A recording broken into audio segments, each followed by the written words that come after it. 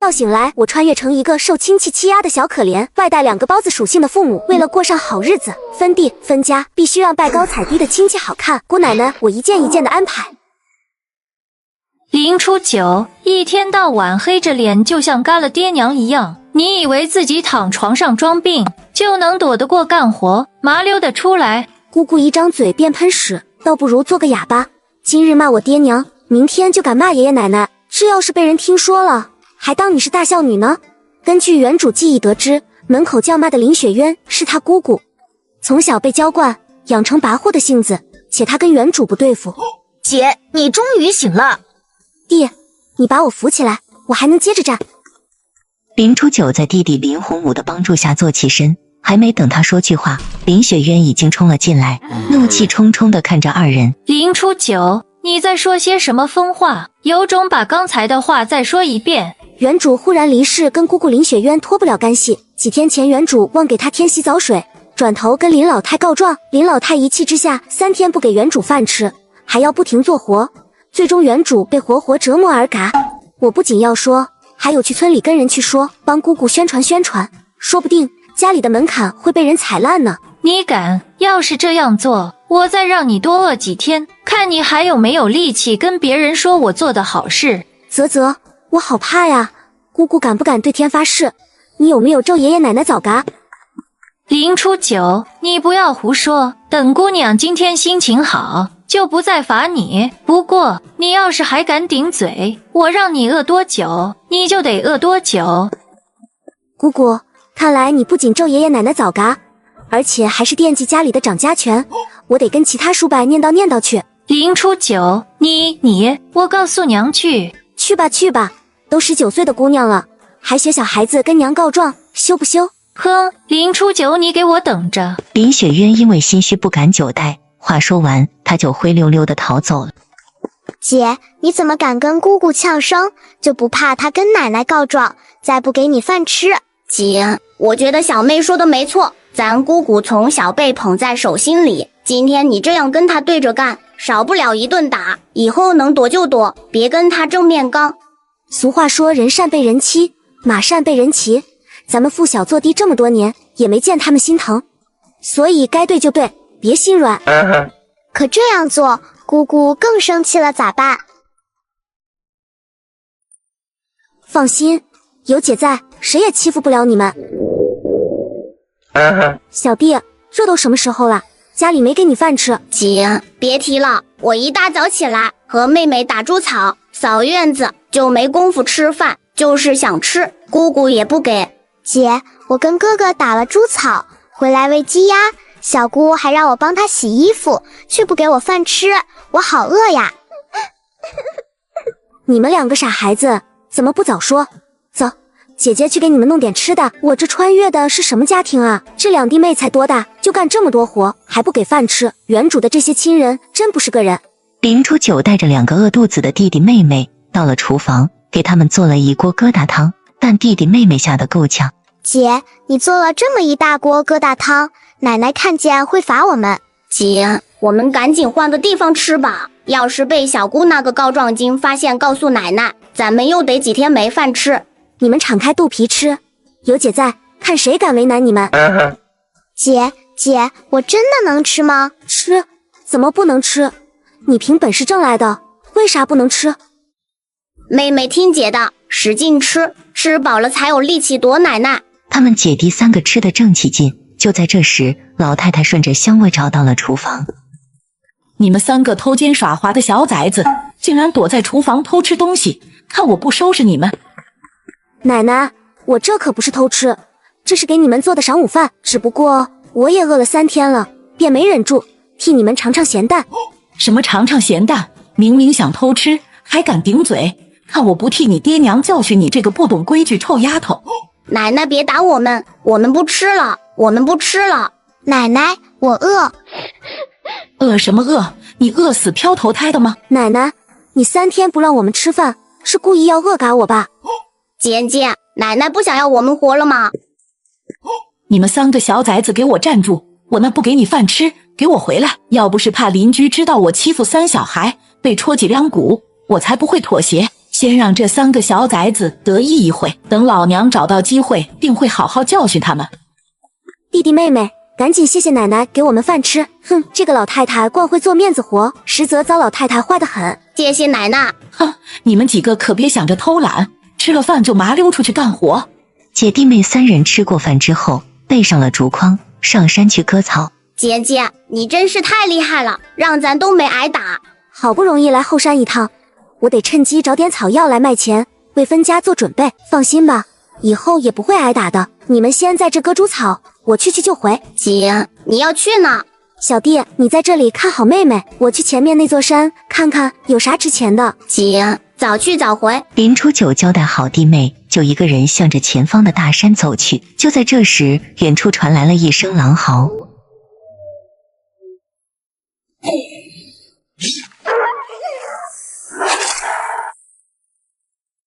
这男人救了自己，现在昏过去了，自己要不要救他呢？根据我多年看文的经验，得知穿越过后遇到的男人不要救，要不然他会虐嘎你。可是不救心里又过意不去，算了，我还是救一下他吧。谁让我前世是一名医生，何况他是为救我才受的伤。真是老天有眼，竟然把我现代的医学研究院送过来了，太好了，这下创意室就不需要发愁了。没想到这空间真的是太人性化了，不仅能拿到自己需要的东西，还能把一个大男人装进去。你可要争气点，活下来啊，要不然我的辛苦要白费了。再见了，一次性救命恩人。林初九的止住内心的欣喜，在把男人安顿好之后，只身一个人轻松地跑回去。草割好了，姐，咱们回家嘛。要回？你们这边有收获吗？姐，你看我找到了什么东西？辣椒，弟弟，这是你从哪找的？姐，这个能换钱是吗？后边草丛有一大片，我现在带你去。姐，这个草不能吃，我吃过，吃了嘴麻麻的。哥哥，你咋把毒草采来了？让奶奶看见又要打你了。傻妹妹，你们这是把宝当成了草，这那是毒草啊，分明是白花花的银子。银子？姐，真的吗？当然是真的，我骗谁也不会骗你。赚银子走起。没想到这个时代的人都不认识辣椒，真是太好了，这不赚银子的路子有了吗？姐，咱们现在去镇上吗？那是当然，到手的银子不能让它飞了。要去镇上了，开心开心。穿越古代成一个受亲戚欺压的小可怜，我一边斗极品，一边分家搞事业。看我开局，一碗土豆丝卖了16两银子。林初九领着弟弟妹妹往镇上走去，约莫半个时辰之后，一行3人来到了镇子上，稍稍歇口气，林初九姐弟3人便直奔春风楼。小二哥，我这边有点东西要卖给你们掌柜的，能否帮忙引荐？哪里来的小丫头片子，还想见我们掌柜的？也不想你配不配，赶紧滚滚滚，别耽误我招待客人。这么大的酒楼，难道就是如此对待客人的？天底下还有这样的奇葩事？姐，这小二哥是要赶咱们走吧？难道是看不起像我们这种穿着的客人？姐姐，咱们赶紧走吧，这人看着好凶，要打我们怎么办？小妹别哭，咱们是客人，哪有酒楼赶客人的道理？小丫头片子穿得这样寒酸，那是来做买卖，分明是想攀附贵人，飞上枝头做凤凰。像你这种人我见多了，赶紧走，别逼我赶你走。你哪只眼睛看我想攀附贵人？我竟不知你们春风楼的店小二竟有这样的本事，当真让我刮目相看。小丫头片子别啰里啰嗦，哪里来回哪里去，别逼我动手打你。打人了，打人了！大家快来看看，春风楼的店小二打人了。刚刚嚣张的店小二压根没料到林初九会来这么一招，当看见来来往往的人盯着自己时，他立即意识到事情有点不妙。姑奶奶，你别叫了，你别叫了，我现在就带你去见我们掌柜的。这小丫头看着柔柔弱弱好欺负的样，没想到发起怒来还挺让人发怵，惹不起，根本惹不起。小二哥，今天算是给你个教训，省得下次碰到比我难缠的，你可能得搭上自己的性命。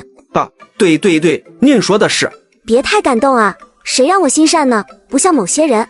我感谢个屁呀！说你胖，你还穿上了。要不是怕掌柜赶我走，我才不会听你的话。多谢姑娘，3位快请进，吃点什么？在店小二不情不愿的带领下，林初九姐弟妹3人总算落座了。林初九随口点了几样菜。小二，来1份土豆丝，1份爆炒鸡丁。好的，姑娘稍等片刻，小的马上安排，您请先用茶。姐，我们身上1文钱都没有，若是吃了，他们肯定不会放咱们走。别担心，姐有办法。姐姐，真的吗？小妹，你们该吃吃，该喝喝，剩下的是有姐姐在，别怕。姐姐最厉害了。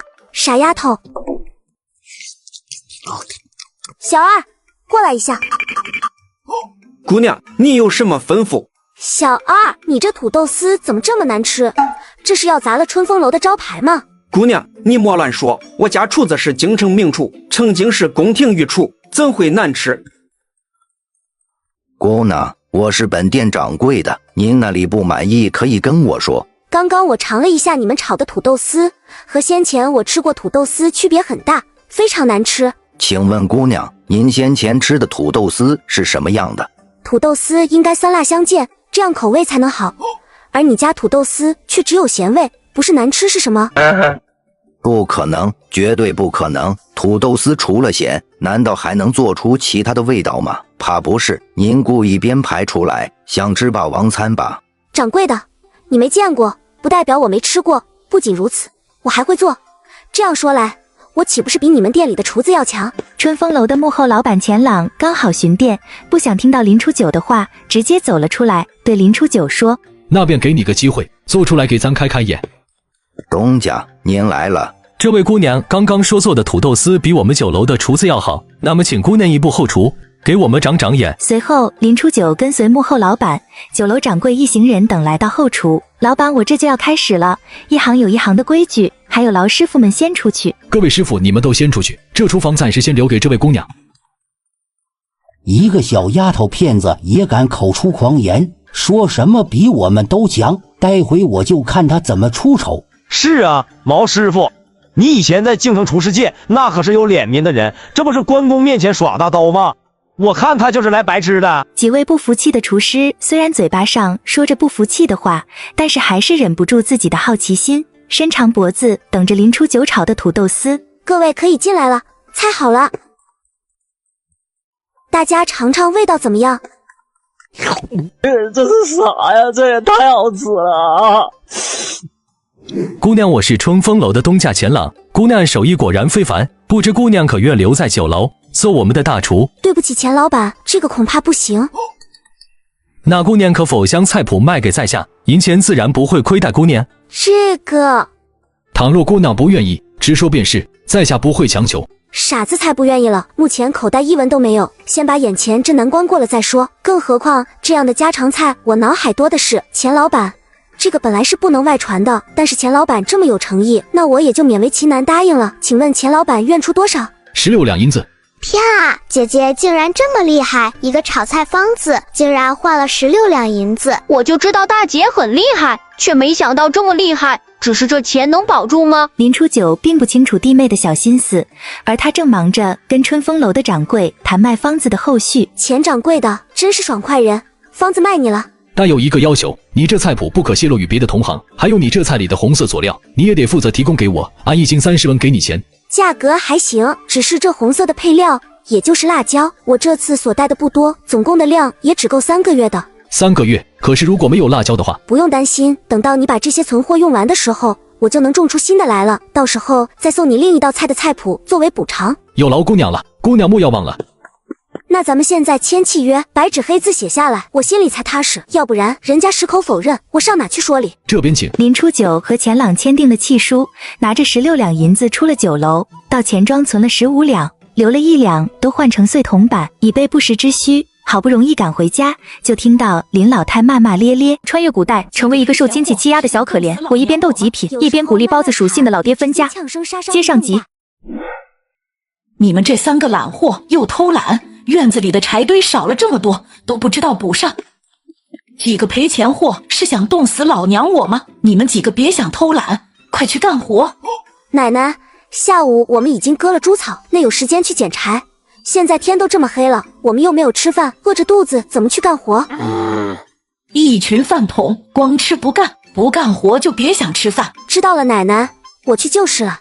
弟弟妹妹就不去了，他们去也干不了啥。要去一起去，他们2个刘家里只会碍我的眼。奶奶，弟弟妹妹还小，一整天都没吃饭了，您就可怜可怜他们吧，这活我一个人来干就好了。虽然我也饿了，但……奶奶，我不用吃饭，这就跟姐姐去捡柴，你别生气。呜呜，奶奶，我真的好饿呀，求求你给我口饭吃。小妹，别哭，奶奶说了，不干活不能吃饭，你忍忍，实在不行就喝点凉水。林初九故意扯开嗓子喊，同时在弟妹的配合下，成功引来了村里的人。看到他们3姐弟妹可怜的模样，纷纷开口：这是造了什么孽？这么晚了，不吃饭还要去干活？哎，可别说了，你看老二家那俩小的，瘦得比小鸡仔大不了多点。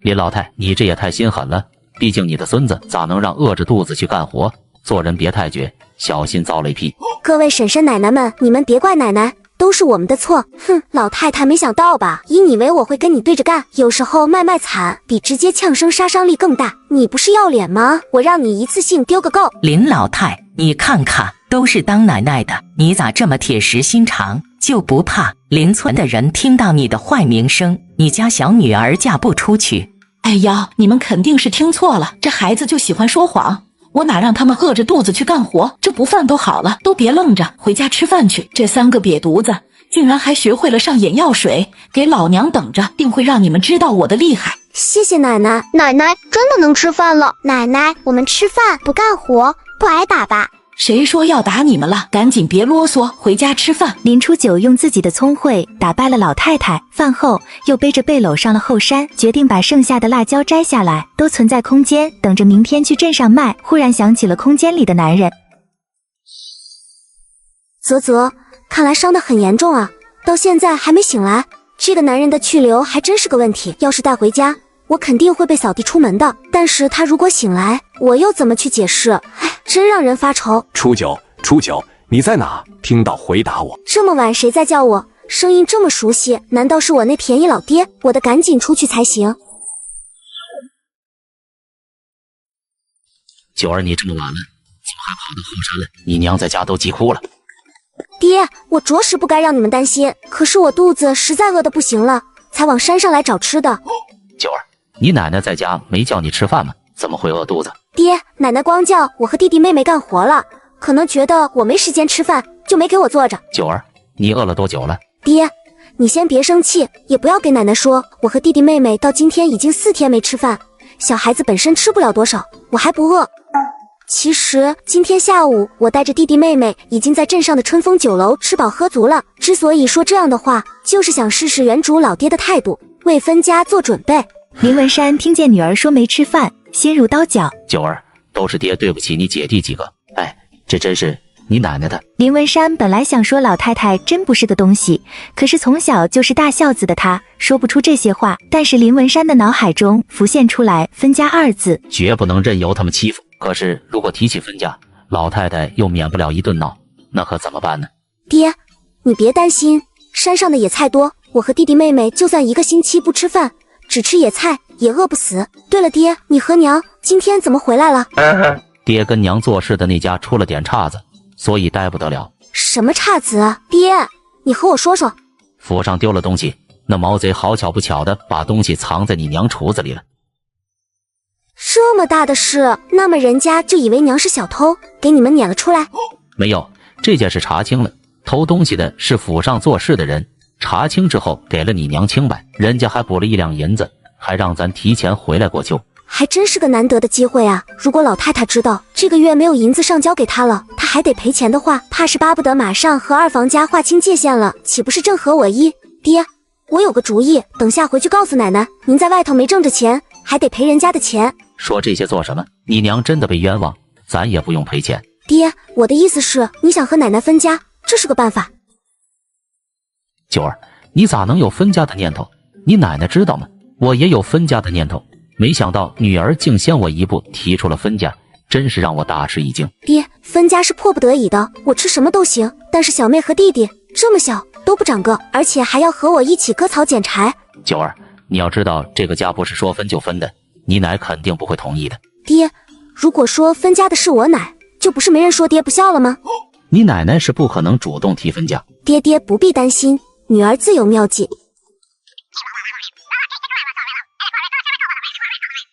奶奶对咱家是不是真心？用这个计策就可以试探一二。九儿，这行得通吗？爹，回去之后你要和娘说好，口风一致，就说是被人冤枉偷东西赶了出来，还要赔钱，要不然就会被送去衙门。这样骗你奶奶，她要是知道了，不得。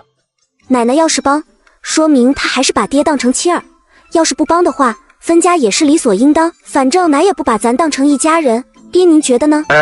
我可怜的爹，奶奶只当你是赚钱的工具，那可能真当你是心头宝。唉，虽然林初九说的头头是道，可是愚孝深入骨髓的林文山还是有些犹豫。九儿，再咋说我也是你奶生的，出了事你奶肯定会救我，所以这分家。爹，我倒是没事，弟弟和妹妹年纪太小，经常不吃饭对身子伤害太大，而咱家的钱都给三叔上学用了，哪还有钱给我们上学呢？九儿，都怪爹爹不争气呀，你让我再想想。爹，咱们回家吧，我怕娘在家等的担心。这些败家玩意，一次吃3个鸡蛋，这些鸡蛋可是要卖钱的，真是家门不幸啊，真是家门不幸啊。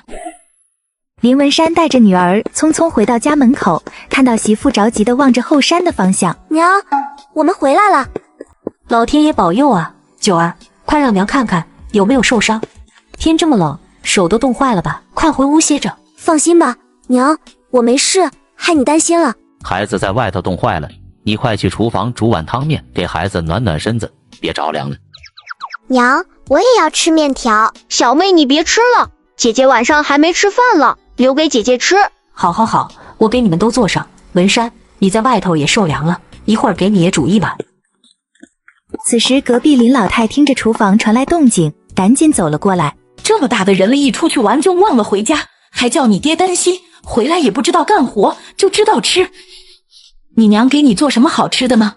一家人都没你吃的多，就知道吃。娘，你这是说的什么话？我姑娘在后山都快冻死了，回到家你竟连一碗面都舍不得给她吃。弟弟，你不用担心我，我还不饿，小孩子饿得慢，几顿不吃也没事。这小丫头片子果然鬼机灵，刚才不说话，原来是在这里等着我呢。你一天到晚除了吃心里还有什么？你这么说话，你爹听了还以为我这个当奶奶的对你不好了。奶，你别生气，是我爱偷吃，没和您说就去后山上摘了野菜吃，这会儿自然是不饿的。让你娘蒸2个窝头就可以了，家里这么穷，哪里还有条件煮面条给你吃？好的，谢谢奶奶。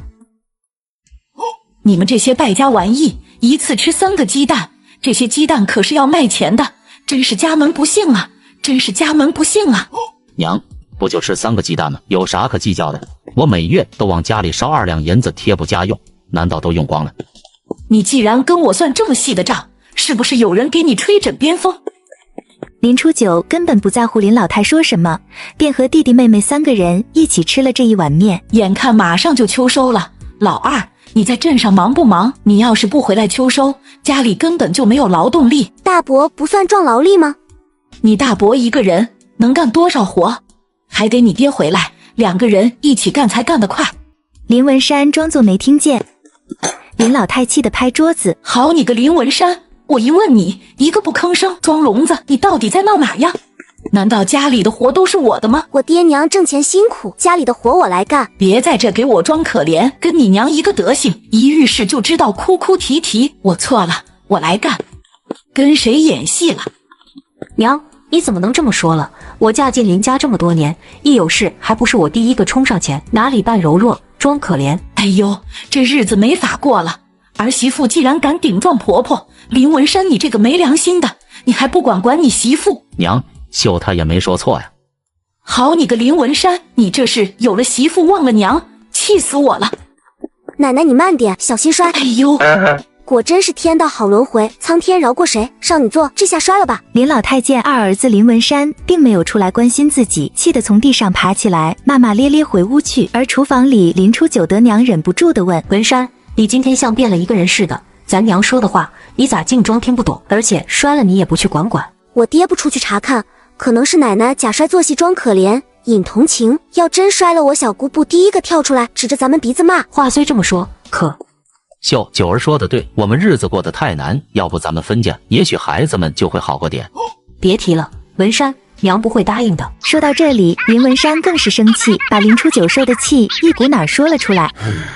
闺女饿了4天，就是因为忘了给小妹烧洗澡水，她那么大个人了，还要别人伺候。当家的什么？小姑竟然让咱闺女饿了4天，真是太欺负人了。分家，一定要分家。秀，跟着我这么些年，没让你过过一天好日子，着实抱歉。林初九实在忍受不了爹妈强行塞的狗粮，迅速跑回自己屋子，趁着弟弟妹妹熟睡了，闪身进了医疗空间。如此气宇轩昂，更有几分贵气，不像是山中打猎的猎人。我救了他，还把他藏在空间里，会不会引火烧身吧？算了，好人做到底吧。林初九前世就在医学研究室工作，对于这样的小病列，当然小菜一碟。在确保男人性命无忧，顺手拿起葡萄糖准备给男人扎上，却发现原来的位置上还放了一瓶葡萄糖。原来系统空间所有的东西都可以反复取用，拿了还能自动补充，这也太好了。想到这里，林初九虽然很兴奋，但是他也不敢久留，将葡萄糖给男人扎上之后，迅速离开了空间。鸡都打鸣了，林初九你个败家玩意，一天到晚就知道睡，还不知道起来干活。娘，孩子们需要长身体，让他们多睡一会儿吧。你去村里打听打听，谁家的姑娘比你家姑娘更懒？你女儿不是也没起吗？为啥小姑子可以赖床，亲孙女就得早起？还有你老二，家里头都快揭不开锅了，你的工钱呢？我上个月在府里做事，被人家冤枉偷了东西，不光钱没发，还要送我们俩去报官。你说什么？这次回来是想问问你和爹有没有办法，好让我们不去蹲大狱。我那有余钱，你没见家里这么多人张嘴吃饭吗？是不是你老婆想分家，撺掇着你骗我？奶奶，这话是怎么说的？爹娘就在镇上干活，这是不是真的？奶奶尽管去打听。九儿说的也是，老二家这么老实，什么时候跟你编过瞎话？哎，你个丧门星的，教坏我儿子，咱们家娶了你，真是倒了8辈子的霉，老天爷不长眼啊！娘，你打我媳妇做什么？年，出什么事了？大伯，爹娘在镇上不能做活了，要被人家赶出去了。哎，您岁数大了，别动手，有什么话好好说，大家一起想个解决的法子。老二，你怎么娶这么个东西？当真是命里没福气，手脚不干净的东西。娘，我都说了，我媳妇是被冤枉的，她是被冤枉的。二弟，你们要是真的没有偷东西，人家怎么会平白无故的冤枉你？二哥，照我说，你当时就算是给人家磕破了头，也得保住这份长工。林雪渊他心里和明镜似的，二哥要是没有钱拿，他平日里怎么还吃好喝好？闹什么闹？不怕邻居听见让人家笑话？是呀，要是被旁人知道了，那岂不是很丢人？什么叫丢人？你二弟是杀人放火了，还是强抢民女了？混账玩意！大伯、大伯母，镇上的大户给了半个月的时间，若是不把钱赔给人家，恐怕就要押我爹娘去坐牢。我爹娘若是被官府抓走了，我岂不就成了没爹没妈的孩子？求求你了，大伯大伯母，求求你们了！我不要爹娘被抓走，我不成为没有爹娘的野孩子。呜呜呜！二弟啊，如今出了这事，哥想问你，你有什么打算？弟弟不知，还请大哥给出个主意。哥哥知道你的难处，可是父母岁数大了，大哥家也不宽裕，帮不上你的忙。一看大伯家那嘴脸，就像是在看戏似的，这两口子真是虚伪至极。你大嫂和我要是有余钱，肯定会帮你，可是眼下儿子大了，又得上学，真是心有余力不足啊！你可不要怪罪大哥啊！老大，过好你自己的日子要紧，量力而行。是啊，俗话说一人做事一人当，有些事帮是情分，不帮是本分。爹娘，咱们是不是死路一条了？九儿怎么变成这样了？这不是在逼他们帮忙吗？这要是不帮，那不就是不给我们活路走吗？林文山想到如此孤立无援的境地，他十分难受。孩子，是爹的不是，爹亏欠你们的。爹，我不要你被抓走，我要爹，我要爹，爹不走！呜呜呜！你们哭什么？祸是你们自己惹的，难道要害我们平白无故被连累？老大家的，我和你娘还没死呢，你吵吵闹闹的，像话吗？爹，您这可就误会我了，只是老二家哭成这样，我刚才是气急了。大嫂肯定不是这样想的，爹您别生气。老头子，既然事情到了这个地步，咱们赶紧把家给分了，谁欠的钱谁去还。娘，你不要儿子了吗？没想到九儿这么聪明，看来这个家真要分了。我原以为在便宜奶奶的助攻下，这个破家可以分了，然而让我没料到的是，爷爷竟然不同意。为了彻底摆脱这个家，我和我爹竟然这样做。呵呵呵，我真是个小机灵。林老二这是怎么了？心不在焉的。咱也不知道，不过听说他好像惹上事儿了。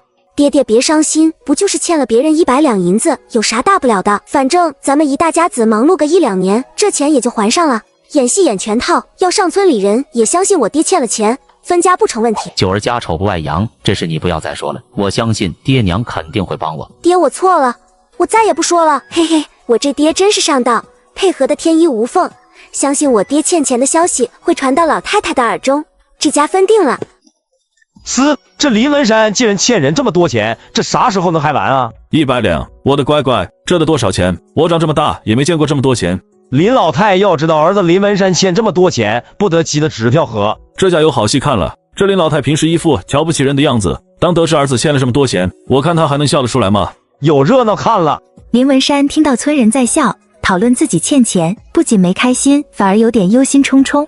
九儿，咱们做了这么多的戏，我觉得你也还是不会同意分家。爷爷那种表现，一时半会是不会同意分家的。开弓没有回头箭，那我只能火上再浇把油。爹，只要你下定了决心分家，这家一定可以分的。九儿有个想法，不知道爹爹愿不愿意听一听。九儿，你这是跟谁学的？九儿竟然有如此深谋远虑，他到底跟谁学的？不管怎么样，这种做法实在是太冒险了，而且还得浪费钱，肯定还有别的办法。九儿，你不要太着急。哎，爹就是太老实，这时候不推他一把，他是不会醒的。爹，哪怕是冒险，我也当你答应了。我现在就去镇上。林初九一刻也没耽搁，就往镇上赶。林文山如今可谓是被刀架在脖子上，再也没有后退的余地了。爹娘，不是儿子不孝，兔子急了也有咬人的时候，儿子也就自私这一回。与此同时，林初九已经来到了镇上，他跑向了春风楼，因为他想起来春风楼的东家了，觉得他应该是个可靠的人。而钱朗问明白了原因，并没有拒绝。哎呦，热闹总算来了！你看看他们一个个凶神恶煞的，肯定是来找林文山还钱。走，咱们去看看。先别急，你让我再叫几个人一起去看热闹。林文山在吗？给老子滚出来！你们是什么人？你这个老太婆废什么话？我们当然是来要债的，欠债还钱，他人偿命，这个道理都不懂。什么要债的？老头子出大事儿了！娘，这是咋了？哎呦，这日子没法过了。你那没良心得二哥欠了钱，这是要逼咱们去嘎吗？二哥欠钱了，欠了多少？我来告诉你，欠我们100两银子，许诺3天还，但现在都过去5天了，就你滚，他得还我们130两银子。这130两银子不是要我命吗？老头子，你赶紧出来！林文山总算出现了。老二回来了，你就是林文山，钱呢？我几位大哥，不如先进来喝杯茶水。喝什么喝？赶紧还钱，130两，1文都不能少。林文山，你真欠人130两银子了！快滚快滚！看什么看？你上我滚我就滚，我不要面子的吗？我就要看你的笑话。你过来呀！既然这个局已经不好，有了黑脸，那还少个红脸。那为了分家顺利，还得去找个和事佬来才行。对了，我去找村长爷爷。林初九去搬救兵，而同一时间，林老太将看热闹的赶走，换上可怜巴巴的神情。这位爷，这么短的时间，我们根本凑不到那么多钱呀，能不能再给我们一点时间？你们可知道这是谁家的事？难道连张员外你们也敢得罪？这钱是你儿子欠下的，你可是他娘，我不问你要朝谁要。大爷，这些钱都是二哥欠的，我爹娘老了，根本拿不出钱来。我这是造的什么孽？都是一家人，这个时候偏偏把老二撇出去了，干的这还叫人事吗？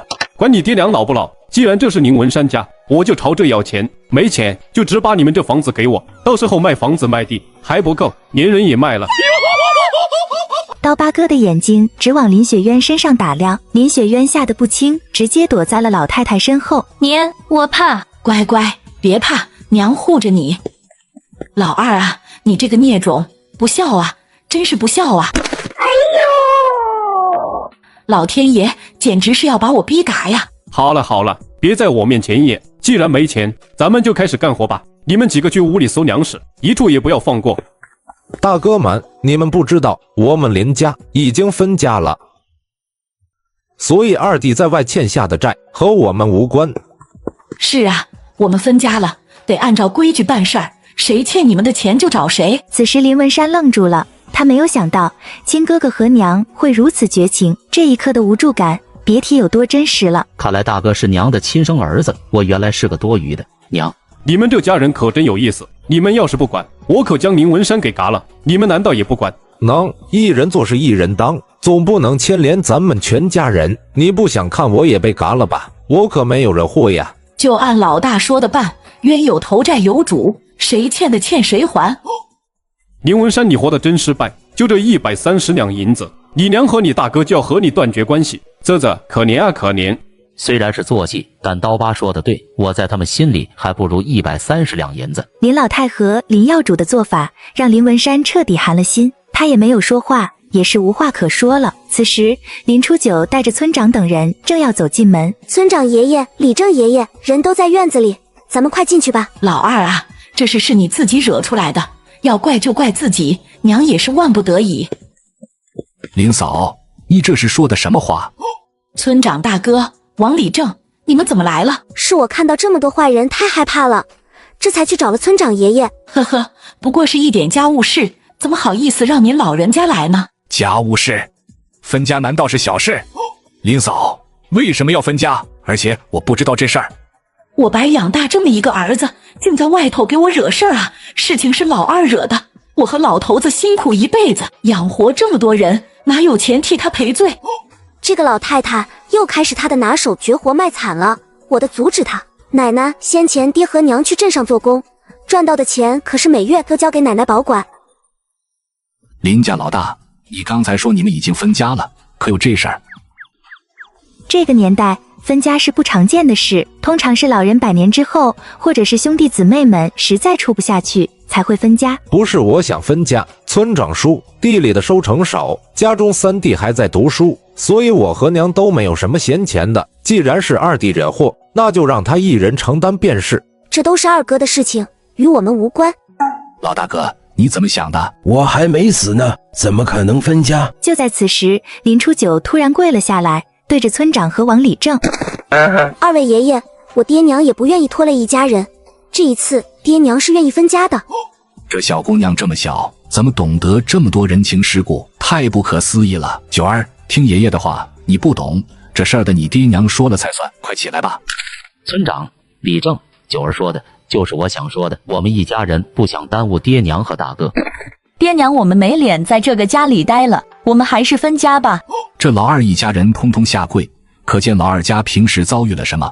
他娘偏心严重，老二却十分愚孝，没有任何怨言。老天不公啊！老大哥，分不分你来做定夺，我和王李正在，就算见证这件事了。既然是分家，就得公平公正，这个时候可不能再让二房吃亏了。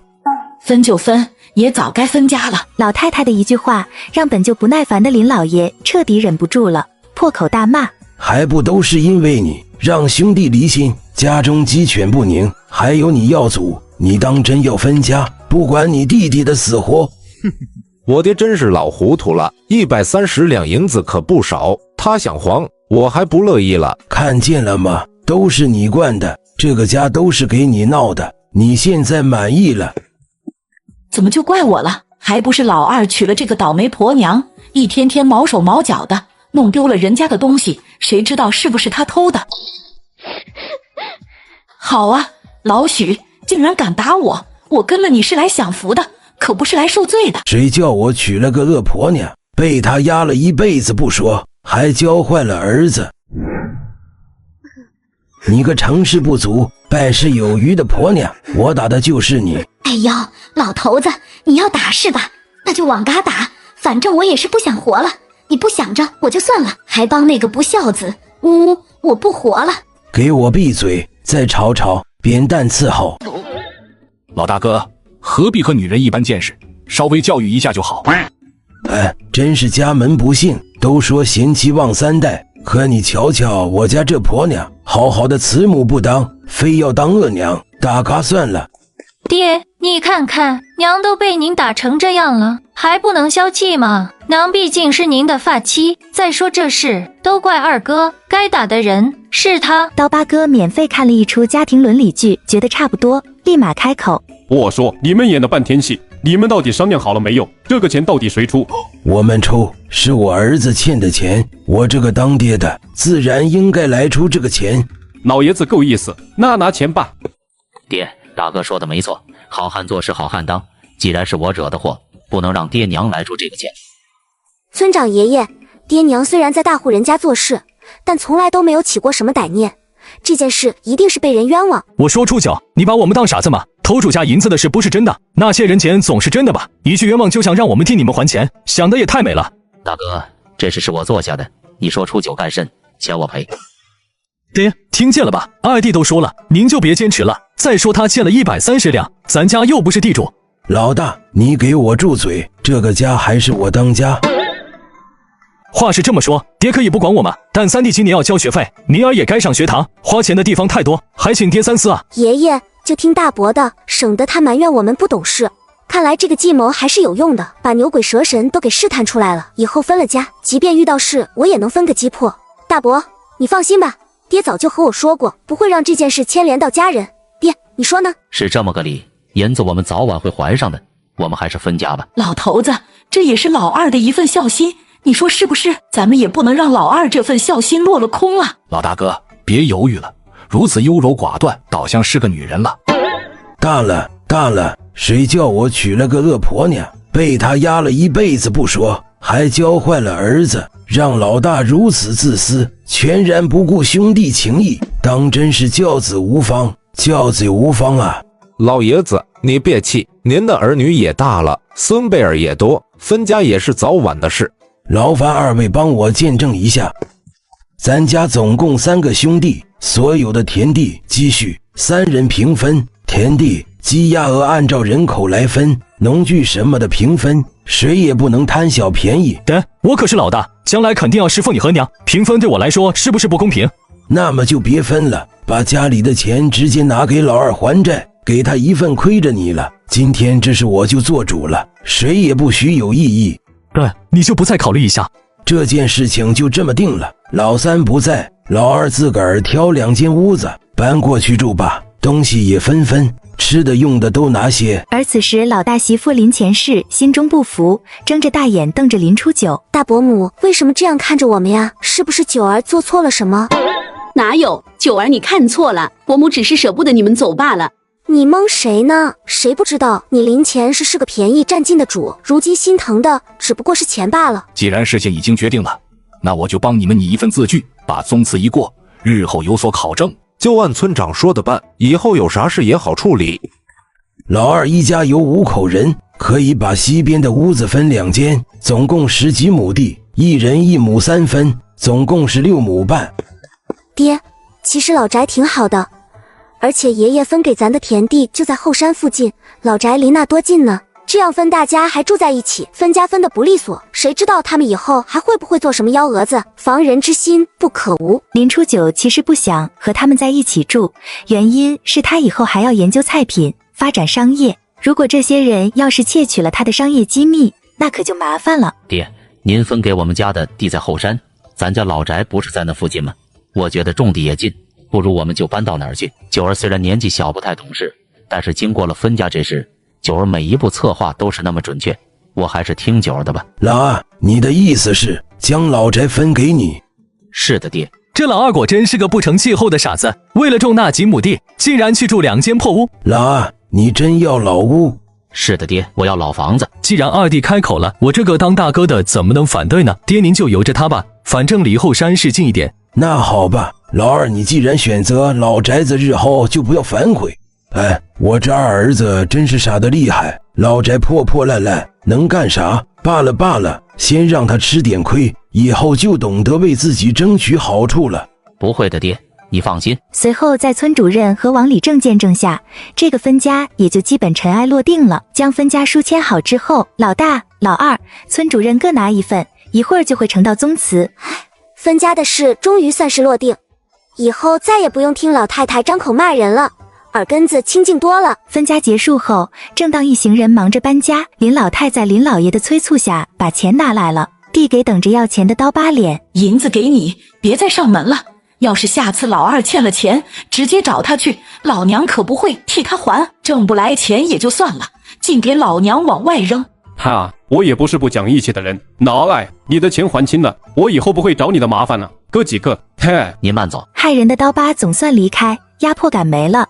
林老大的媳妇林前世忍不住开口：初九这孩子搬家搬得这么利索，这不会是他预谋好的吧？小孩子哪有这心思？不过你看二弟一家人，倒像是他们巴不得分家似的。现在已经分家了，林初九听见了这话，自然就不会忍着了。我干活利索是随我爹，以后还要辛苦大伯母了，毕竟大伯干不了什么活的。老二，看看你教出来这丫头片子，伶牙俐齿俐嘴的，对长辈都不敬。奶奶，二位爷爷还没走远呢。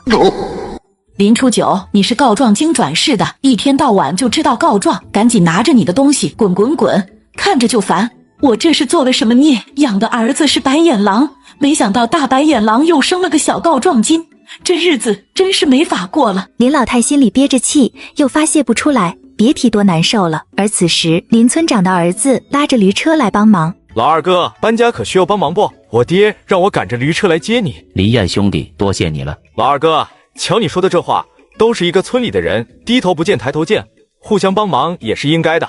虽然只是同一个村里的，竟然比亲兄弟还亲。大伯一家人就会看戏，更别说帮忙了。有了驴车的帮忙，很快家就搬完了。当林文山一家人喜笑颜开地站在老宅子院前，林初九非常欣慰，眼下好日子就要来了。不知道空间那个男人醒了没有？我得过去给他换瓶药了。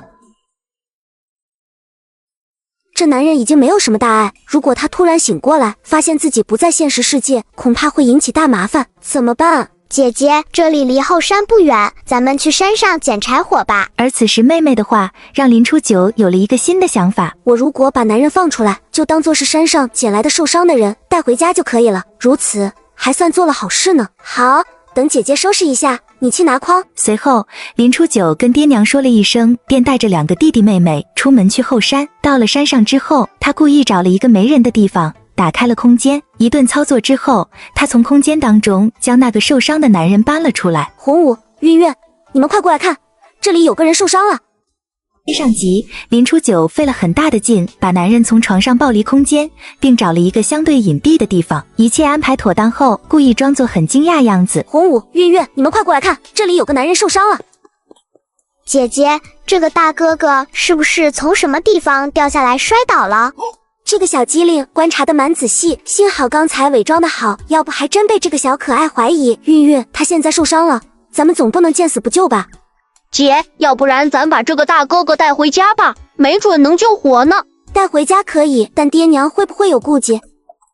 姐，救人一命胜造7级浮屠，要是没分家，这人铁定不能救。但咱们现在分家了，救他没问题，晚上就让他和我睡。红武，你是除了父亲外家中第2个男子，你说救咱们就救。这个弟弟很机灵，以后要着重培养，而且他考虑得很周到，他救人比我救人更方便。姐，我懂你的意思，以后有人问起，就说这位是咱们家的亲戚，这样就不会对你和妹妹的名声有损。红武长大了都能考虑这么多，姐很欣慰。红武、韵韵，你们2个给我扶着，姐把他背下去。姐，你背得起来吗？他看起来比你都重。没事，韵韵，姐力气很大的。姐，我是男子汉，我背着他，你和妹妹帮忙扶着脚。没事，我来背，你帮忙看着路。林初九姐弟妹3人费了一番功夫，总算把受伤的男人带回了家。爹娘，我们回来了。这是九儿，这是你在哪弄来的人？爹爹，这是姐姐发现把他背回来的。这个大哥哥从树上摔下来都不说话了。爹，这个哥哥好像受了很重的伤，我们留下他吧。背回来的这个男人看着得1.8米，九儿这个豆芽菜一样的小身板把他背回来是怎么做到的？爹，发现他的时候就已经受伤了，咱们总不能见死不救吧？九儿，那就留下他吧，多一个人无非就是多一口饭罢了。如果他能醒过来，再让他走就是了。还他爹，这个小伙子看着不像普通人家，留下会不会惹什么事端？娘，放心，我会把他安排在红武的房间，尽量白天不让出门，等他好了就让他赶紧走。就听九儿的，你去收拾屋子，让他先住下吧。紧接着众人一起动手，很快就把男人安顿好了。随后林初九拿出一把红辣椒的种子，放在林文山的面前。爹，院子里还有一块地，不如就种这个。这是什么？我赶快的把辣椒要种起来，钱老板还等着用30文一斤收购我的辣椒了，那可是白花花的银子啊！林初九简单讲述了春风楼卖辣椒的事，林文山夫妻持续傻眼中，林韵韵开了口：娘，这个是辣椒，姐姐和我说过。辣椒？爹，这是一种炒菜的佐料，镇上的酒楼都用，我之前问了那酒楼的东家，他们收这个出价30文一斤。真的？爹，真的。前天我们跟姐姐就卖了一些从山上摘下来的野生辣椒给那个酒楼。林文山和媳妇儿听得一愣一愣的，还是不敢相信这玩意这么值钱。爹，咱们田里种粮食，院子里这么小个地方，种不了多少粮食，如果种辣椒的话，或许还能赚点钱。辣椒？前天确实听说春风楼用一种新的佐料炒菜，生意好的不得了，看来就是这个东西。但是九儿是怎么知道的？九儿越来越懂事了，还想着为家里分担开支，反正就一块小地而已，你想种什么就种什么，就算不成也没事。谢谢娘，我先回房了。九儿，地你爹会帮忙翻好，你明天起来就能种辣椒了。那就辛苦爹了，既然娘这么信任自己，那我一定要把这件事做好，赚更多的钱，不让爹娘再过得这么憋屈。在小小的花园里面挖呀挖呀挖，种小小的种子，开小小的花。姐，我来帮你吧，你先歇一会儿。咱们今天干了不少了，你们也休息吧。姐姐现在进屋做饭，等到爹娘回来之后，饭也该做好了，保证你们吃得香。好的，姐姐，我就喜欢吃姐姐做的饭。姐，我也喜欢吃你做的饭，我可以吃3大碗。好好好，2个小馋猫，我们回吧。接着林九初来到厨房，正开始准备中午饭。就在这时，林韵韵从外面跑了进来。姐，大哥哥醒了。醒了。哥哥，你醒了？你都睡了1天1夜了，是我姐姐看你受伤了，才把你带回来的。你们是我救了你，你还记得吗？不记得了。难道前次在空间用仪器给他做检查的时候，他脑袋出现了的那一块阴影，导致他失忆了？林初九把这男人带回家来，也算是报答男人的恩情。可是现在竟然失忆了，也只能暂时住在这里了。你在我们村后山，当时是在干什么？又为了什么上去的？这些还记得吗？不记得了。这画面怎么这样熟悉？跟现代看过的小说女主救了身世复杂的男主多么相似，但是最终女主结局都很惨，自己不会像小说中女主那样的下场吧？林九初看着男人干净无害的眼神，又不忍心将他赶走，便只等着爹娘中午回来再做决断。爹娘，你们回来了，昨天带回来的那个人，他醒了。醒了。爹爹，大哥哥醒了，但是他好像傻了，都不记得自己家在那里。什么都不记得了。是的，爹。害他爹，这可怎么办？总不能把人赶走吧？舅，我们不能做那么缺德的事，让他留下吧，就添一双筷子而已。而林初九趁爹娘没注意的时候，悄悄给男人把了脉，确定了男人就是因为淤血堆积导致的失忆，只要好好休养，等到淤血散去，便可以恢复记忆。哎，这个恢复的过程也不知道需要多长时间，这个倒是麻烦事了。舅，咱们手里还有些钱，去请个大夫来给瞧瞧，说不定就好了呢。我的亲爹，你可不能糟蹋钱啊！你不知道你女儿就是大夫吗？还用得着花钱去请？就听爹的。当然这话林初九不能说在明面上，便只能由着父母。吃了午饭，林文山就把村里的大夫请来了。失忆无非就是从山上跌下来，摔倒了头，这才导致短暂的失忆。外伤需要用药，我给你开一点药。大夫，那这失忆症多久才能好？这得看他的造化了。这说了不就等于和没说一样？不过可以确定，这个男人要恢复记忆，还得需要很长时间。既然如此，就等他伤好了，打工抵还银钱。将大夫给送走之后，林初九直接跟失忆的男人开口：我带你回家，是因为你救了我一次。你现在失去了记忆，暂时住在我家，等到恢复了，你就速速离开我家。回家？我不知道家在哪。九儿，既然人家救过你，你就应该好生照顾人家，以后的事情以后再说。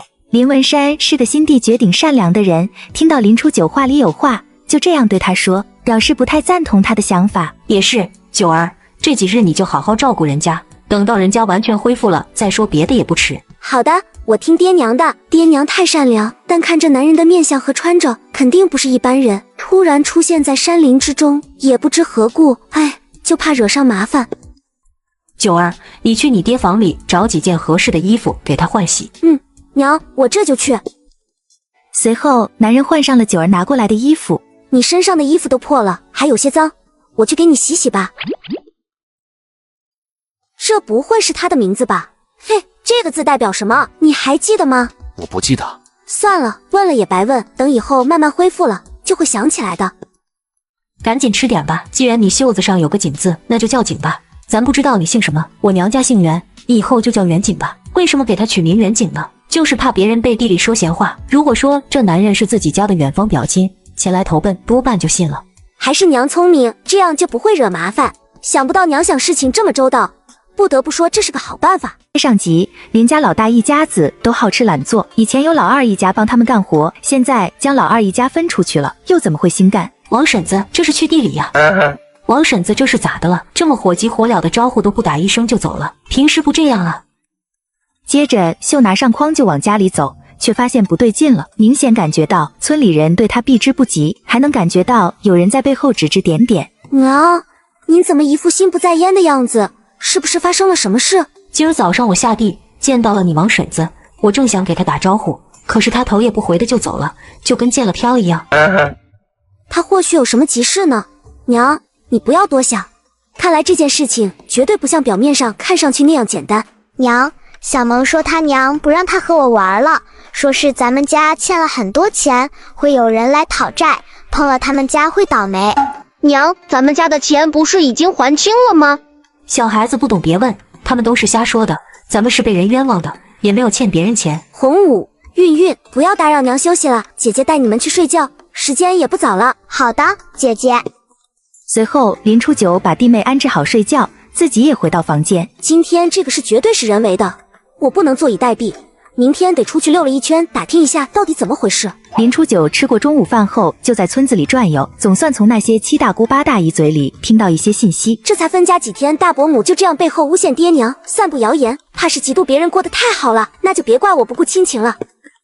原来前几日林前世故意散布林文山夫妇偷了人家东西，导致债主上门的谣言，那些是非不分的人相信了林前世的话，这才在背后戳他们几两股。姑娘，这是何物？这是腌料配方，按照我方子上写的腌制鸡肉，可以将鸡肉的腥味去掉，而且口感也会变得更滑嫩，入口即化。这小丫头来者不善，肯定有求于我，只要不是给你做坏事，有什么需要帮忙的，姑娘请尽管开口。钱老板，跟上次一样，还请你的兄弟帮我再演一出戏，不过我也不会让你的兄弟们白干，好处也和上次一样。这个小丫头人情世故做得这么到位，以后必定不可小觑，这就安排，姑娘请放心。随后东家叫来刀疤哥，安排他再次带了一对兄弟来到了上次去过的林家村。这不是之前给林老二要债的人吗？难道林老二的钱还没还清？这可说不准。走走走，我们一起去看热闹去。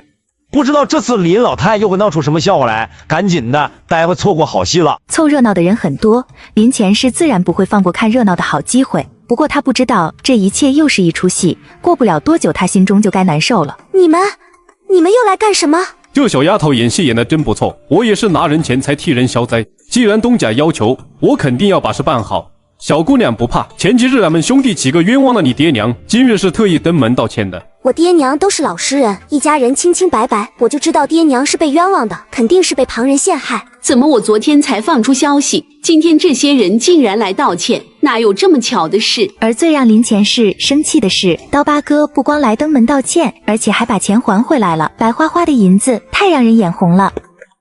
嘿，既然前几天的事是误会，我自知道对不住老二，谁要是还敢拿这事做文章，别怪我不留面子。林前世回到家中，把刚刚的事添油加醋的跟林老太一说。娘，现在小姑子需要攒嫁妆，三弟又需要上学，明儿也大了，咱家又不是有钱人，那么多的银子分出去了，你看。那都是一母同胞的儿子，你也不能太向着老二吧。走，正好分家之后也没去老二家看看，这会儿去瞧瞧。年已经分家了，而且还是在村长的见证下，爹知道了这件事肯定会生气的。甭管你爹，他那个糟老头子是不当家，不知道柴米油盐贵，那可是好几两银子呢。雪渊放手吧，娘打定了主意，是谁也拦不住的。哼，还不是你撺掇的。奶，你爹娘呢？见我来了，还不快请我进去喝杯茶？都这么大了，还是不懂事。爷爷怎么没来？我爹娘不在，家里有客人不大方便，有什么事在这说就行。等他们回来，我转告他们。今天是来要钱的，我要是骂人，恐怕钱就不好要了。你个小丫头片子，懂什么？既然你爹娘是被冤枉的，现在不用还债了，就把我俩那养老钱还回来。这老太太脸皮也忒厚了吧？这钱分明是爷爷在分家的时候分给我爹娘的，什么时候成了您老的养老钱了？你个小丫头片子，翅膀硬了是不是？分了家就不把我当成奶奶了？看我不打死你！这位老太太有话好好说，盘算怎么回事？奶，我刚才说了不方便，家里有客人，没法活了。亲孙女让外人来欺负我这个老太太，真是白养了。这老太太是真的作呀，要是老天开眼，最好给她点教训。我不活了，就连这小畜生都欺负我，我这个不争气的儿子，为了自己享福，就把我的养老钱拿走了。这林老太哭得这么伤心，你听清没有？刚刚林老太说什么不孝？大伙都来看看我这不孝子养了个什么孙女，我养这老二真是倒了8辈子霉了，好人没有好报呀。老二被人冤枉，后来又被人家道歉了，自然是好事啊。为什么说倒霉呢？是呀，你这样闹，等到你儿子和儿媳妇回来，晚上多难看。不过林老太并不在意别人说什么，自顾自的撒泼打滚，丝毫不在意自己和家人的脸皮。你们都没眼睛吗？还不是这死丫头带着外人欺负我，从哪里不知道领了个野男人回来，一起欺负我呀！娘，你这说的是什么话？你怎么可以这样说你孙女？老二，我可是你亲娘，你这一张口就说我，现在你本事大了，开始算计我和你爹了，你厉害了你！我到底干了什么？娘，你说清楚。你还不知道你干了什么吗？现在既然人家把钱还给了你，为什么不把这钱还给我和你爹？今天真长见识了，原来人可以没脸没皮到这个程度。娘，您瞧瞧，您说的是什么话？我说什么话？看你养的好女儿，这个小贱种拉着野男人欺负我，我可是他亲奶奶，一群不孝儿孙。老婶子已经分家了，分出来的钱哪有再要回去的道理？这不是食言吗？关你们什么事？你们要是有意见，你们替他还债，替我跟他爹养老。众人被老太太对得无话可说，本来帮着说话的人也不开口了。老二，今天你要是不把这钱还我，我还就坐在这儿不走了。你个疯婆子，在胡说八道什么？我看你是3天不打要上房揭瓦了。爹，不用管你娘，既然已经分家了，该是你的就是你的，这钱你好好收着。老头子，你傻了，本来就是咱们老两口的钱，你说给他就给他。你是老的没饭吃了，这钱是分家分给老二的，你要是要了这钱，你明天就卷铺盖滚回你娘家去。说完之后，林老爷就转身离开了。谁都没有想到，平日里被婆娘压了一头的林老爷，竟也有硬气的时候。老头子，当家的。上集，林老爷很生气，头也不回的离开了老宅。林老太着急忙慌的赶了上去。老头子，你疯了！就为了老二和我闹成这样，你真是如此狠心呀！老头子，你要是真有本事，就把自己一辈子关在屋里，我也不用伺候你吃饭了。我看你个糟老头子能倔多久？你总要出来吃饭的吧？林老太自从嫁到林家来，凭着一张尖牙利嘴，满嘴的歪理，占尽了上风。但今日林老爷却突然不顺着他了。爹，吃饭了，中午娘给你做了你最爱吃的菜。老头子不会一怒之下把我休了，那该多丢人！这么大岁数被赶回娘家，丢脸不说，那些姊妹外甥自然容不下自己的。当家的，别生气了，是我糊涂，我鬼迷心窍了，你就饶了我这一次，我不再去找老两家要钱了。哼，都怪老二一家，尤其是那丫头片子，等以后有机会，老娘我再一个个的收拾你们。你知道错了，有你这么当娘的吗？老头子，你就放了我这一回，快去吃饭吧。你既然道歉了，所以我就不计较了。不过你下次再去闹，我就直接把绳子往房梁上一挂，撇了你了。好，老头子，我保证以后不闹了，你就放心吧。我命苦啊，我怎么生了这么个儿子，娶了这么个儿媳妇，倒了8辈子霉了。与此同时，林文山坐在桌旁，额头的皱纹里还夹杂了些许忧愁。远景大哥，今日多亏了你在，爹娘，要是没有远景大哥，我可能就被打了。谢谢大哥哥。这是哪里的话？要谢也应该是我谢林姑娘的救命之恩，救命之恩无以为报。你们现在可是表兄妹，哪能林姑娘？林姑娘的叫显得太生疏。好的，姨母表妹。当家的眼看着就入冬了，屋子有几处漏水的地方，冬天寒冷还是要修缮一番的。修缮房屋要花费不少钱，冬天马上就要来了，若是现在攒钱，肯定来不及了。咱们做工才发了些，再加上分家爹给的，也就有个10几两。可是就这些银子也不够盖新房子，得另外想法才好。当家的你拿主意，你说了算。10几两银子，若是用来修缮老屋子，可真是打水漂了。说起来，还不如盖2间新房。这些银子不够造砖瓦房的，还是造一间土屋吧，给孩子们住。咱们再修一修老屋，咱2个将就着，过了这个冬天再说。这样修了新屋子，至少孩子们不用跟咱们受苦。秀，是我对不起你，跟了我这些年，也没让你过上好日子。我哪有什么委屈的？咱们已经老夫老妻了，不都是为了孩子能过上好日子？自己既然占了人家女儿的身体，意外成了这个家的一份子，本应该同甘共苦，齐心协力。我不能再独善其身了。爹妈，我先回房了。好的，九儿，你快歇息去吧。到了第2日，林初九一早就去镇上给春风楼送辣椒。林姑娘，您可算来了，这几日咱这菜卖得特别好，所以跟您说一声，这几日辣椒的多送下来，您可还方便？掌柜的，我尽量吧。林姑娘，您点。不必了。林姑娘就是爽快人，那就麻烦林姑娘这几日多送些辣椒来，咱们供不应求。在大街上遇见林姑娘的时候可是不多，今儿这是巧了。可巧了，老板。我刚才去酒楼，才知道林姑娘已经去过，还觉得没碰上面，有点遗憾。现在看来，咱俩还真是有缘分。您找我有事儿？姑娘果然聪慧，不过倒也不算什么大事就是了。就想问问，姑娘可还有什么新菜式？我最近哪有时间？之前的菜品酸辣土豆丝也是我运气好才得来的，平常人去哪里弄这样的菜谱？哎，这丫头也太精了，肯定是有所保留。毕竟哪个大厨会把自己的当家绝活直接卖了？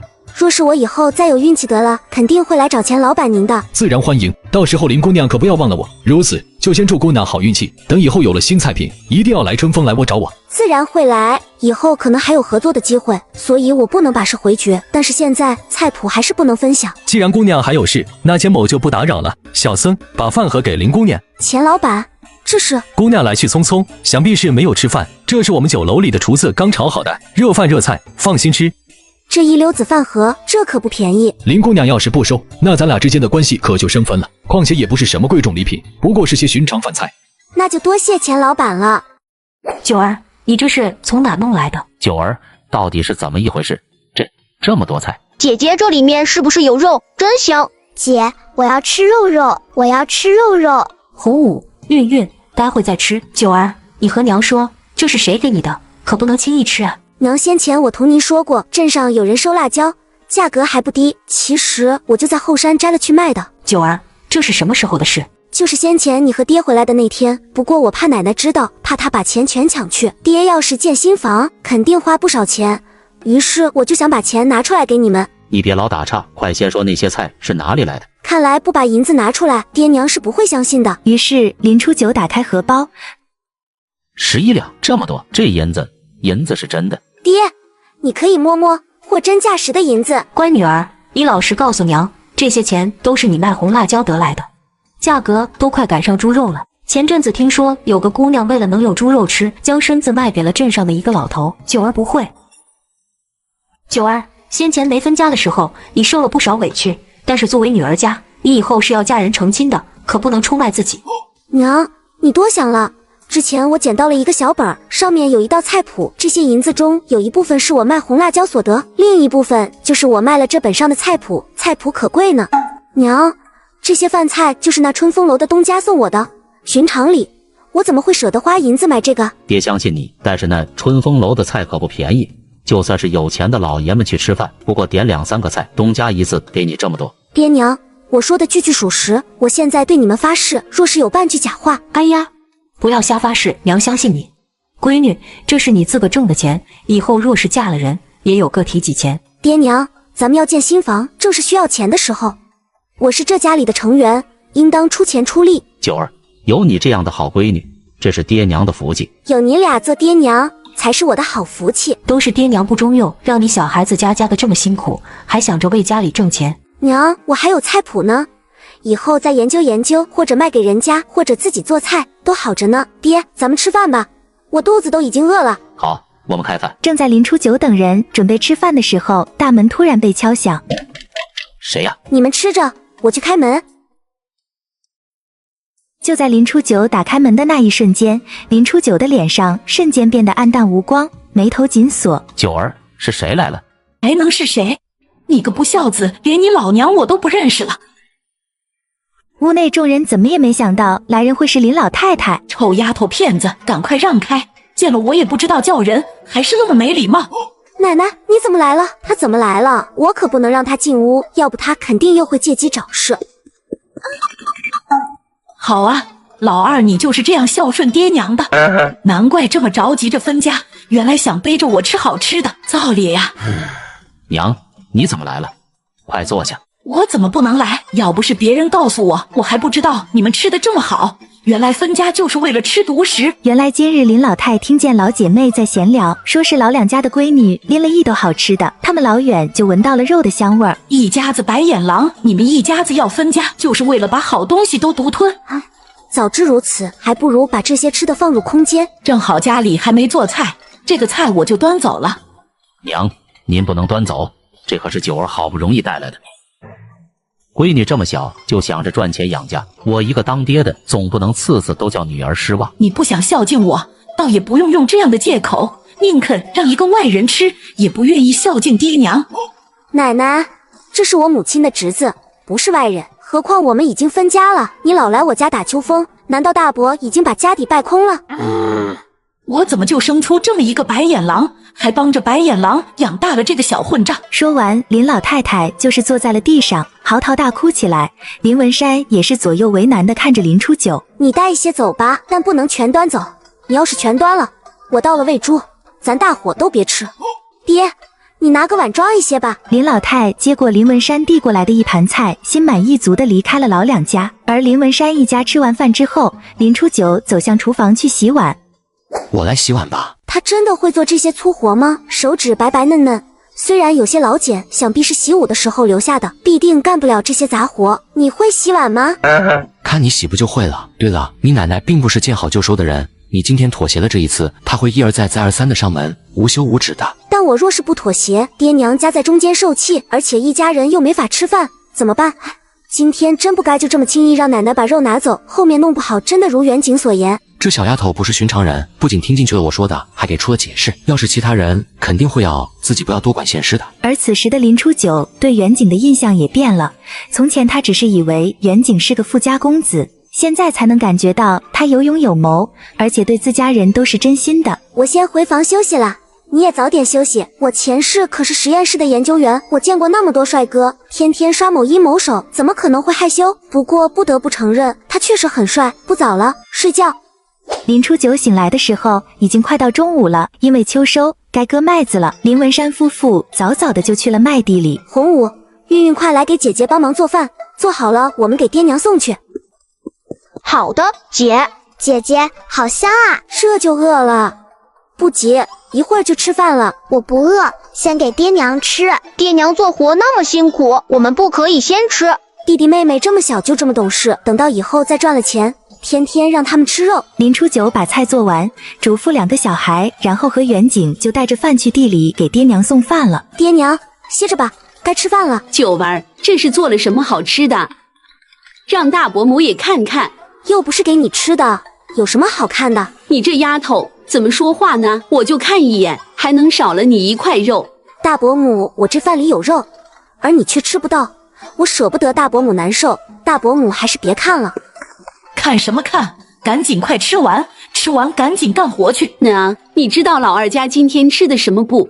你吃你的，管他们干什么？我刚才看九儿这丫头给她爹娘送的饭里头有肉，这分了家，他们家吃的倒是好了，可就从没惦记娘，真是不孝。吃饭都堵不住你那张嘴，你要是不爱吃，现在就回去干活去，别吃了。林前世还真害怕老太太不给他吃饭了，于是心里思念着那股肉香味儿，大口大口地吃着窝窝头和粥。哎呦，疼啊！耀祖，你这是怎么了？娘哎，我的脚崴了，现在可疼死了，疼得都走不动路了。那你快去歇着，可别落下病根，休息好了再来干活。还不快来扶着，这可是你男人，快扶他去一旁歇着。庄稼人哪有那么娇气？这可是秋收，如果不抓点紧，到时候有你们后悔的。秋收差了这一天半天的了，你让老大歇歇怎么了？虽然是分家了，都是亲兄弟俩，他还能看着老大家的粮食烂在地里。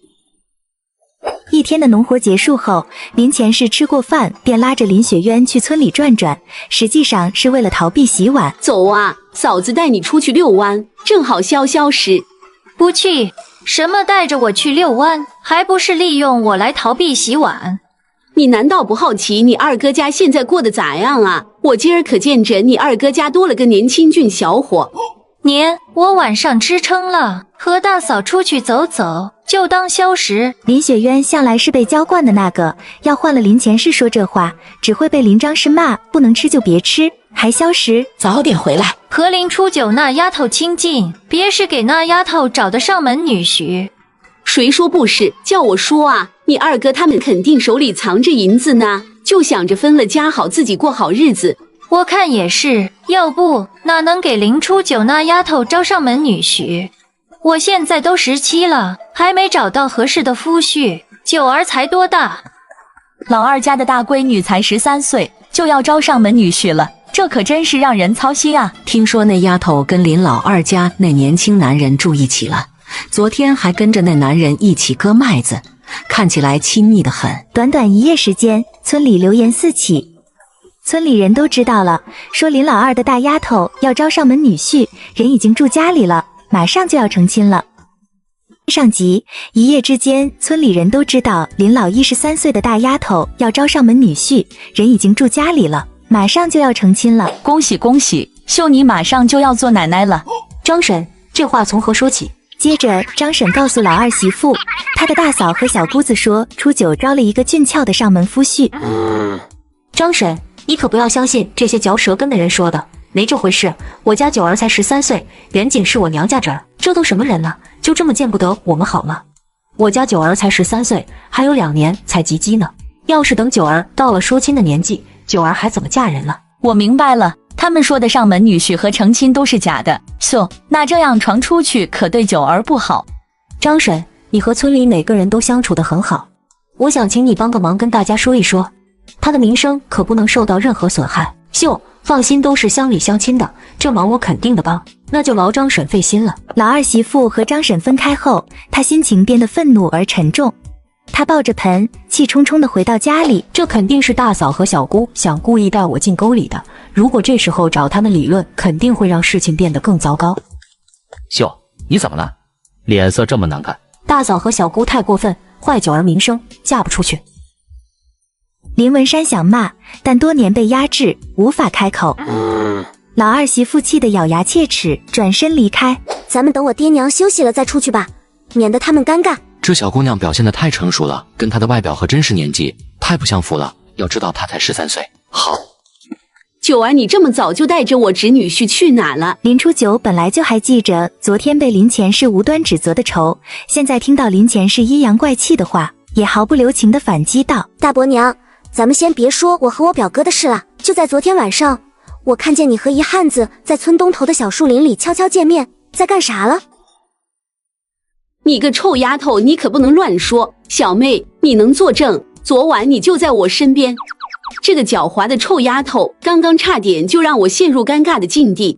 你这该死的丫头，你再敢乱说我就撕烂你的嘴。林初九当然知道昨天晚上林前世和林雪渊一起外出的，在那个时代，女性出轨是要被进猪笼。如果大伯母你口中始终无法保持干净，那么我无法保证某一天在小树林里，我们是否会再次碰见大伯娘。这个小丫头真是太厉害了，我从未遇到过这样的女孩，她真是伶牙俐齿又聪明。林初九这死丫头怎么像变了个人似的？我瞅着也是，现在跟以前一点儿也不像。此时的林初九还没走远，把这话听了个大概。林初九抬起头，叉着腰，故意提高了音量。这还不是多亏了小姑让奶奶罚我天天不准吃饭，我差点都饿死。这人呢，就是自己不软弱，才有好日子过，不然呢，谁都能踩一脚，这日子啊也就不用过了。哎呀，林初九那孩子真是懂事啊，你看他说的那话多让人心疼。肯定是老大家的何雪渊又跟他说不好的话了，真是的。林文山一家还在忙着秋收，今年的气候似乎比往年变化得更快，他们必须加快速度才行。孩他娘，我看这天要变了，咱们得赶紧了。当家的，我们再加把劲，很快就收完了。今年这雨怕是要提前下来了。哎呀，你这是怎么了？没事，就是不小心割到了手。你先回去休息吧，别在地里挨雨浇了。雪渊，快去找你二哥来帮忙。这雨下的正大，会是谁呢？莫不是奶奶那一家过来了？二哥，这雨下的突然，家里麦子还没收完呢，娘让我来叫你去一起收。听到这话，林文山沉默了下来，没回话，也没动。原是二哥自己不想去，二哥果真变了许多。二哥，咱们都是一家人，就算要分家，你也不能眼睁睁地看着爹娘冒雨干活吧？要是林生病了怎么办？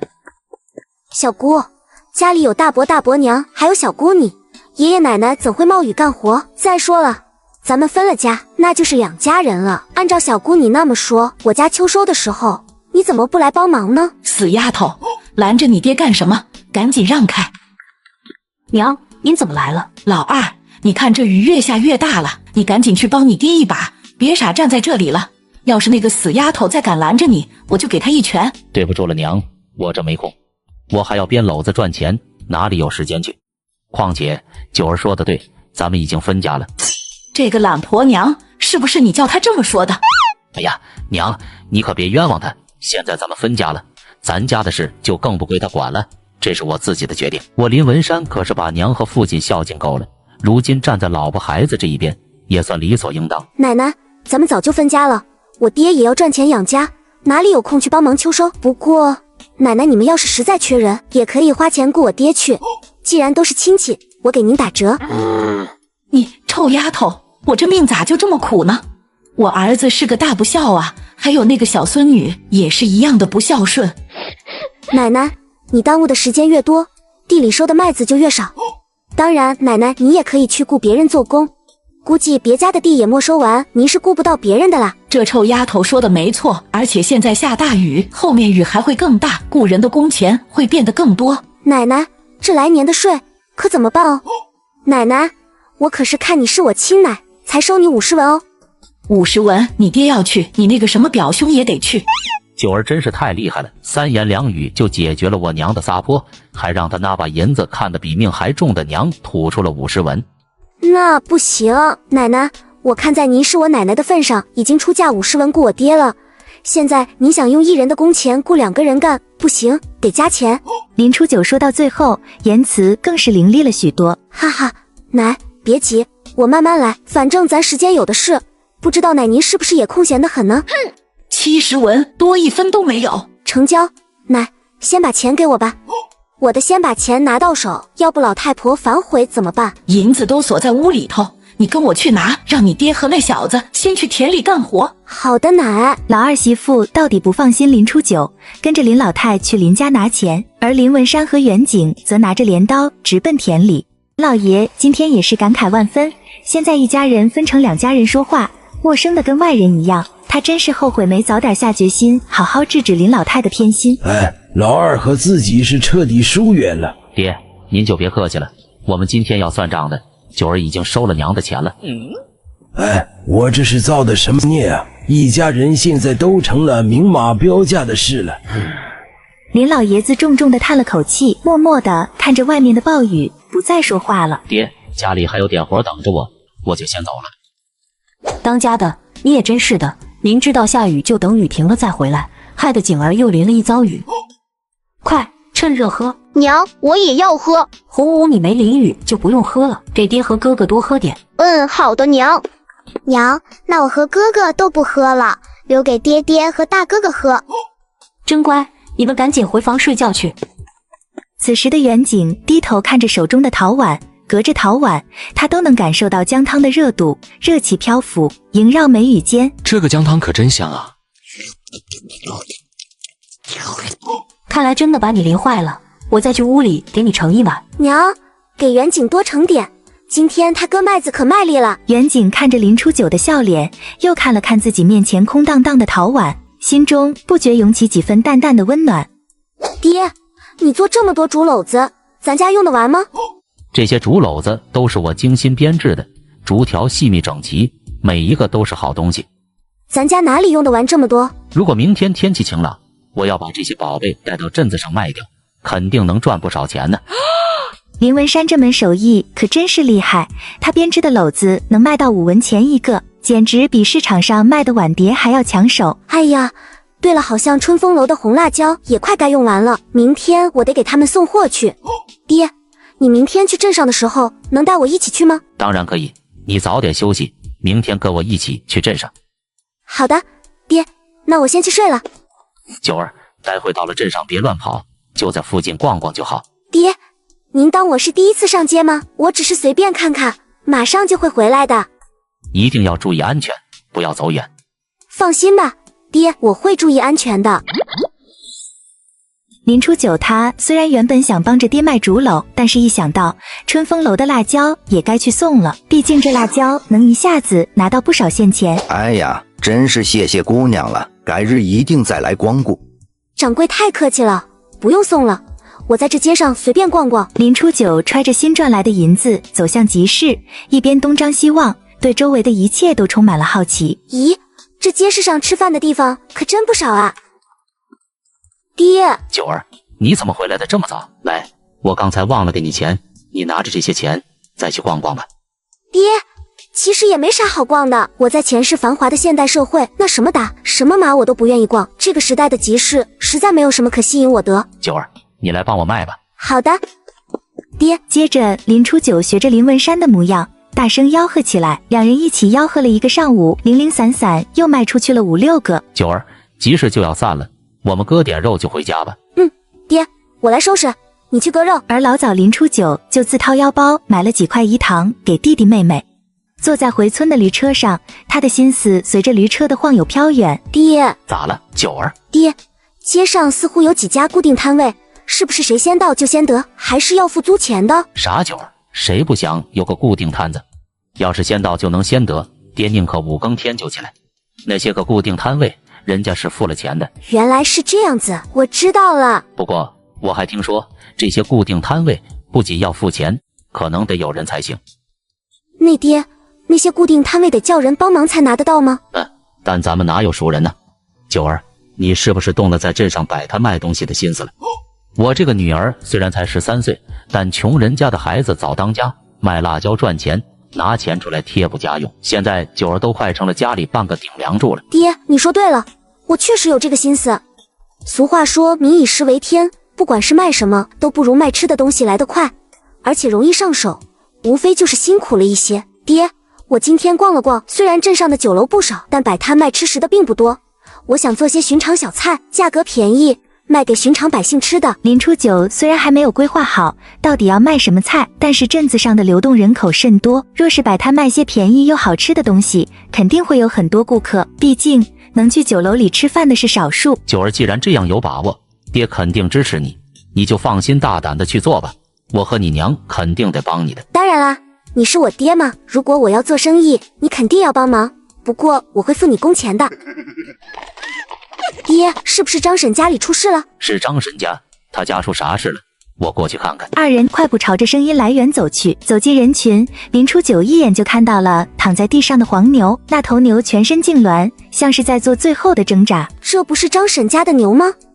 这可是花了不少银子，而在这个时代，牛是宝贵的财富象征，只有少数家庭能买得起。真是造孽呀！叫人来看了没？村里的赤脚大夫去别村问诊了，已经去了3天，估计今天也回不来了。这牛真是可怜，究竟是吃错了什么东西？就是啊，哪怕就是最近的村子，大夫光靠走路也来不及了，真是可惜啊。张婶还没同意呢，谁敢去请大夫啊？大夫给牛看病可是要花不少银子，万一再治不好怎么办？说的也是，要是牛死了，还得给大夫钱，张婶肯定不愿意。但是寻常里，谁家跟张婶开口借牛，他也是答应。可惜了，可惜了。婶子，你要是信我，就让我给牛看看。我之前看村子里的大夫行医，也跟着学了些。丫头，这牛就算是大罗神仙来了也难救，你真能救了这头牛，婶子会感激你一辈子。放心吧，婶子，我会尽全力的。话音刚落，林初九就蹲下身子查看黄牛的情况。根据这症状，看来这头牛是因为吃了发霉腐烂的草而导致的胀气，如果不及时治疗，这头牛就麻烦了。随后林初九装模作样的假装从衣袖掏东西，实则从空间里拿出了龙胆草。林丫头就取出那么一丁点草药，这能行吗？才那么一点点草药，有什么用处啊？林老二家的丫头有没有真本事不重要，反正张婶已经放话出来了，就算是治死了也不会怪他。九儿，婶子都不知道该说什么才好了，谢谢你，谢谢你。九儿就只是看大夫行医就能有这样的本事，太不可思议了。婶子，都是一个村里的，能帮上最好。九儿，你真的是看赤脚大夫看会的。咱们村里头看来又出了个大夫啊。也不是很会，要不是实在没办法了，我也不敢轻易下手。九儿可真是厉害，光是看咱们村子里的大夫行医就学会了，这是天赋啊！林老二，你可要好好培养。九儿，我真是没想到你这么有天赋，都怪我耽误了你。爹，你别这么说，我觉得现在开始学习也不晚啊。张婶，咱们都是一个村里的，互帮互助，理所当然的。这头黄牛，我救了他一命，也算是运气吧。看来得找个师傅，有了名头，以后自然就可以光明正大给人看病了。林初九和村里的人告别后，就跟着林文山回家去了。谁能想到呢？这个林老二家的姑娘竟然还有这样的本事。是啊，可不敢小看这个小丫头。韵韵、红武，快点洗手，准备吃糖吧，不洗手可不许吃哦。姐，你给我们带糖了吗？姐姐，我要吃糖糖。林初九分发糖果给弟弟妹妹，也没有忘记远景，热情地邀请他一起吃糖。给，愣着干嘛？哥哥，快点拿呀，咱们一人一块。这糖果真甜。爹，我想起我摆摊卖啥了，我们卖一糖花生。一糖花生，那是什么？是一种甜甜咸咸的小零嘴儿，那可是下酒的好东西哦，一斤才20文。爹娘，你们觉得怎么样？这一糖和花生怎么能搭配？而且还能做出下酒菜来？20文一斤的价格堪比半斤肥肉，这可不便宜。爹娘，你们等等就知道了。咱们家不是正好收了一批花生吗？正好可以试试看。因为只是做出来让大家试试看，林初九一个人不过半个时辰就做好了。看着碗里白花花、甜滋滋的饴糖花生，一家人惊奇极了。你们快来尝尝看。九儿，这饴糖花生也是你在捡的菜谱学会的吗？真好吃。确实好吃，九儿这个拿去镇上摆摊，肯定会很好卖。姐，你是不是要去摆摊卖饴糖花生？红武，你猜的对，明天我就和爹去镇上摆摊卖饴糖花生。姐姐，我还要。好，喜欢吃等下就帮姐姐把花生都挑选好，我再给你们做。在太阳彻底下山之前，林初九一家人迅速地挑选出一筐完好无损、色泽纯正的花生。干得真棒，红武和韵韵最乖了。姐姐，我不想让姐姐太晚休息，我会努力做得又快又好，不让姐姐操心。我也是，我比妹妹包得多。好了，你们俩别争，明天姐姐卖了银钱给你们买礼物。此时林初九心里暖暖的，有这2个小家伙争先恐后的帮忙，他觉得手下的动作也轻松了不少，提前做好了明天摆摊用的花生。九儿，快点走，看能不能占个好位置。虽然林文山父女早早的起床赶路，但毕竟离集市有些远，那些人流量大的位置早就被抢光了。这个位置有些偏了。九儿不用担心，集市上没准又出了什么好玩的，你先去转转，爹在这里看着就是。看来这一时半会儿的缺了自己也不妨事儿，我先去观察观察别人的摊子。好的爹，那我一会儿就回来。林初九一边逛一边看，他着重观察了那些生意热闹的小贩是如何叫卖的。看了一会儿，心里已经有了大致的方案。饴糖花生20文一斤了，又香又甜又脆的饴糖花生。饴糖花生20文一斤了，又香又甜又脆的饴糖花生。而路过的行人时不时地朝这边张望一眼，又收回了目光，迟迟没有人上门光顾。到底哪儿出的问题呢？有了，我可以学现代超市的试吃，先让食客尝到甜头再买，一定能打消他们的顾虑。接着林初九把心里的想法和林文山一说。九儿，你可太聪明了，爹脑子就没你好。嘿，走过路过不要错过，来瞧瞧我这一糖花生，不要钱的试吃。这位兄弟，您看这花生外表是不是很诱人？大哥，您尝尝，第一颗试吃不要钱。好吃，太好吃了！这花生怎么卖？我买。接着那些还在观望的行人也都忍不住过来尝了尝。摊子前越来越热闹，人潮涌动，很快一糖花生被一抢而空。小姑娘，你做的这道小吃真是好吃的不得了，简直跟酒楼里的名菜一样美味呢。是啊，大婶，我是第一次摆摊，能得到你们的喜欢真是太好了。不过今天已经卖完了，明天差不多这个时候我还会来摆摊的。那明天一定要来，我给你带客人过来。那就谢谢婶娘了，看来明天应多备些货，毕竟今天的名声已经传出去了，肯定能吸引更多的客人。九儿，天色不早了，我们也收拾收拾回去吧。好的，爹。随后父女俩收拾了摊子，便去置办了饴糖花生的原料。林初九攥着钱囊，拉着父亲又买了些肉和糖果，便乘坐村里李大哥的驴车回村。九儿，今天卖的怎么样？娘，钱啊，有这么好赚的？哎，没事的，做生意哪有那么容易，慢慢来。哈哈，放心吧，娘，今儿赚了不少。你这孩子，娘你也敢开玩笑？海他娘，今儿还是吃肉，待会儿你去做一下。好，当家的，你们赶紧到屋里喝口水，休息一下，我这就去做饭。今日共卖出5斤花生，扣除购买饴糖等物的花费，我们纯赚了45文钱。今天生意真是不错，甚至有人回头再次购买。我们明日可以多准备一些。姐，我也来帮你。姐姐，我也来。经过昨天的预热，林初九今天的生意显然更加好。昨天那位婶子甚至带着熟人来支持，不一会儿，花生就销售了大半。小姑娘，你的生意真不错啊！难道我抢了他的生意？但他卖的是面食，和我并没竞争啊！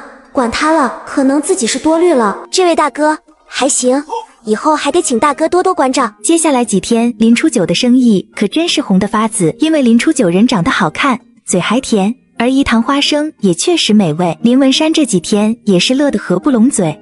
真是没办法，谁叫我家女儿这么优秀呢？又会下厨房，又会给牲畜看病，真是无所不能，我想操心都难呢。哟，这不是林老弟吗？原来是管家呀！没想到在这里遇到了林老弟，恭喜啊！看你现在做的生意，这可比在府里做工轻松多了。您不要辞了我们，我和媳妇一定会好好干，不会再给您添麻烦的。爹，这肯定是担心宋管家因为做生意不要他们了，我必须挣更多的钱，让爹娘不再这么委曲求全。林老弟，我刚才只是和你开个玩笑，你和弟媳2个人工作非常麻利，我非常满意，我哪里会不要你们干活呢？听到您这么说，我就放心了，谢谢您。你们夫妻2人忠厚老实，手脚又勤快，干活利索，真的非常不错，我向来对你们非常满意。哪里，都是您照顾着，我们感激不尽。等家里的秋收忙完了，这2天我们就回府上。好的，那我就等你们回来。林文山为了感谢宋管家平时对他和媳妇的照顾，还硬送给宋管家一些花生。林老弟，这可使不得，花生我拿走，钱你留下。宋管家说完，在摊子上放下钱，趁林文山不注意就走了。这不是给宋管家当谢礼吗？怎么还留下钱？对了，爹爹和娘亲在府里平时是做什么的呢？不用担心，因为宋管家待人很好，派发的活计都很轻松。爹这肯定是怕我担心，故意编这些话来忽悠我。体力活哪有轻松可言？爹爹，您把那份工辞了，您就跟我一起来卖花生吧。您和娘亲一年到头忙里忙外，早就是一身的病痛。你们可是我们家的顶梁柱啊！那可不行，现在时间紧，马上就到冬天了。我和秀一起做工，九儿这边继续卖花生，这样就能更快的赚到重建房子的钱。爹，那你和娘就做到今年年底，明年可不能再干了。好，爹答应你。明年的事明年再说。我总是要多干些，给3个孩子攒些家底才行。临近中午，林初九那美味的饴糖花生竟然已经卖光了，正准备收摊子，来了一个熟人。林姑娘，钱老板。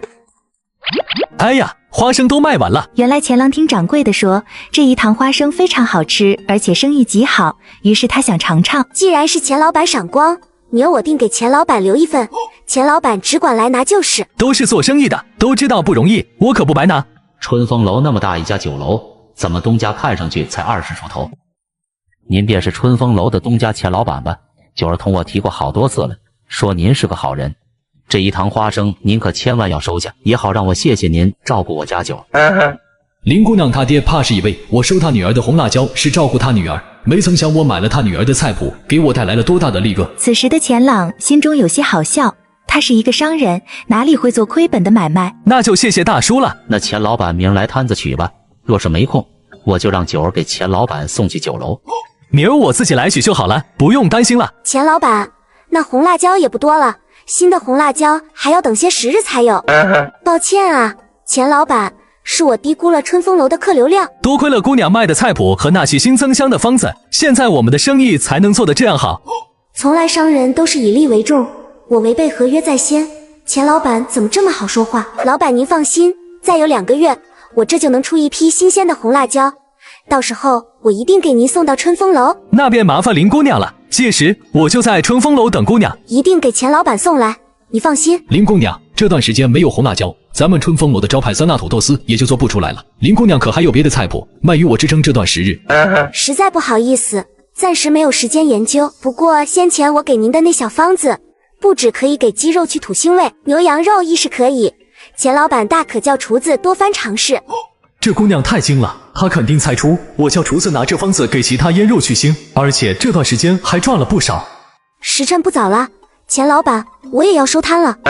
如此，钱某便不打扰林姑娘和令尊了，改日再见。说罢，钱郎便转身离开。林文山看着不过也只是一个老实巴交的农民，怎么就能生出这样聪慧能干的女儿？九儿，咋还撵人呢？咱们也不着急，天还没黑呢。爹，该吃饭了，咱们快点收摊，回家吃饭多好。咱们去买点肉就回家。林文山和林初九2人买完东西回到家，林文山的媳妇已经做好了饭，在等着他们爷俩了。还他娘，今儿我遇见了宋管家，他说府上活计忙，让咱们有空就早点去。当然得回去，时候不早了，咱们得抓紧时间攒点钱盖房子，能多挣一文是一文。我也是这么想的。姐，咱爹娘在说啥？爹娘要赚钱，攒银子，买吃的，过冬。爹娘又要去赚钱了，去哪里呀？还是去镇上吗？那咱们是不是又要好久见不到爹娘？你们不用担心，爹娘很快就会回来的。等爹娘回来，给咱们运买好多好吃的。爹，我也要。好，我都买。爹，没有好吃的也可以，只要爹和娘亲早点回来，运就会很高兴。运，你真是爹的小棉袄。说好了吗？咱们什么时候回去上工？当然是越早越好，毕竟咱们是按天拿工钱，而且府上的活多，要是耽搁了，说不好宋管家又找别的帮工了。也是，不过九儿的摊子刚干了没几天，就这么撂下了。当家的，我想要不这样，你先去，我陪九儿去摆摊。这样也好，摆摊毕竟比干活轻松一些，你一直跟着我受苦，我也难受。我陪九儿妹子一起摆摊。就在这时，一直闷声不语的远景忽然开口了。他也看出来了，家里的房子需要重建，不然过不了这个冬。如今赚钱之事最为紧迫。不行，你身上的伤还没好全呢。前几日让你冒雨去帮忙秋收，伤口好像又严重了，现在可不能再这样。姨母，年轻人受点伤怕什么？更何况我的伤已经差不多快好了。林初九看着，心里偷笑。远景恢复的这么快，都是因为他给他熬药的时候偷偷用了自己空间里的药材，还往他的饭里加了西药。姨母，现在时间紧，摆摊又不累，就是给九儿打下手而已，我俩也好有个照应。娘，我不会让远景干重活的，就是在来客人的时候帮着装东西，不会累着他。那好吧，小景你明天就和九儿一起去摆摊。高大夫，您这是？敲门的是村里唯一的赤脚大夫赵松，他这几日在外乡给人看病，回村听说了林初九救活了张婶家牛的事情。林二嫂，我是来找你家大姑娘的。难道前几日九儿治好了张婶家牛，赵大夫也听说了，这次来极有可能愿意将九儿收为徒弟。如果九儿真的能跟着赵松学医，将来这村子里谁家还没个着凉受寒的，肯定会被人高看一眼。赵大夫，您快坐。夏嫂了，九儿的事我听说了，我今天来就是看看你家姑娘是不是真有这方面的天赋，我想收她为徒。那感情好，谢谢赵大夫。九儿，我要问你几个问题，如实回答即可。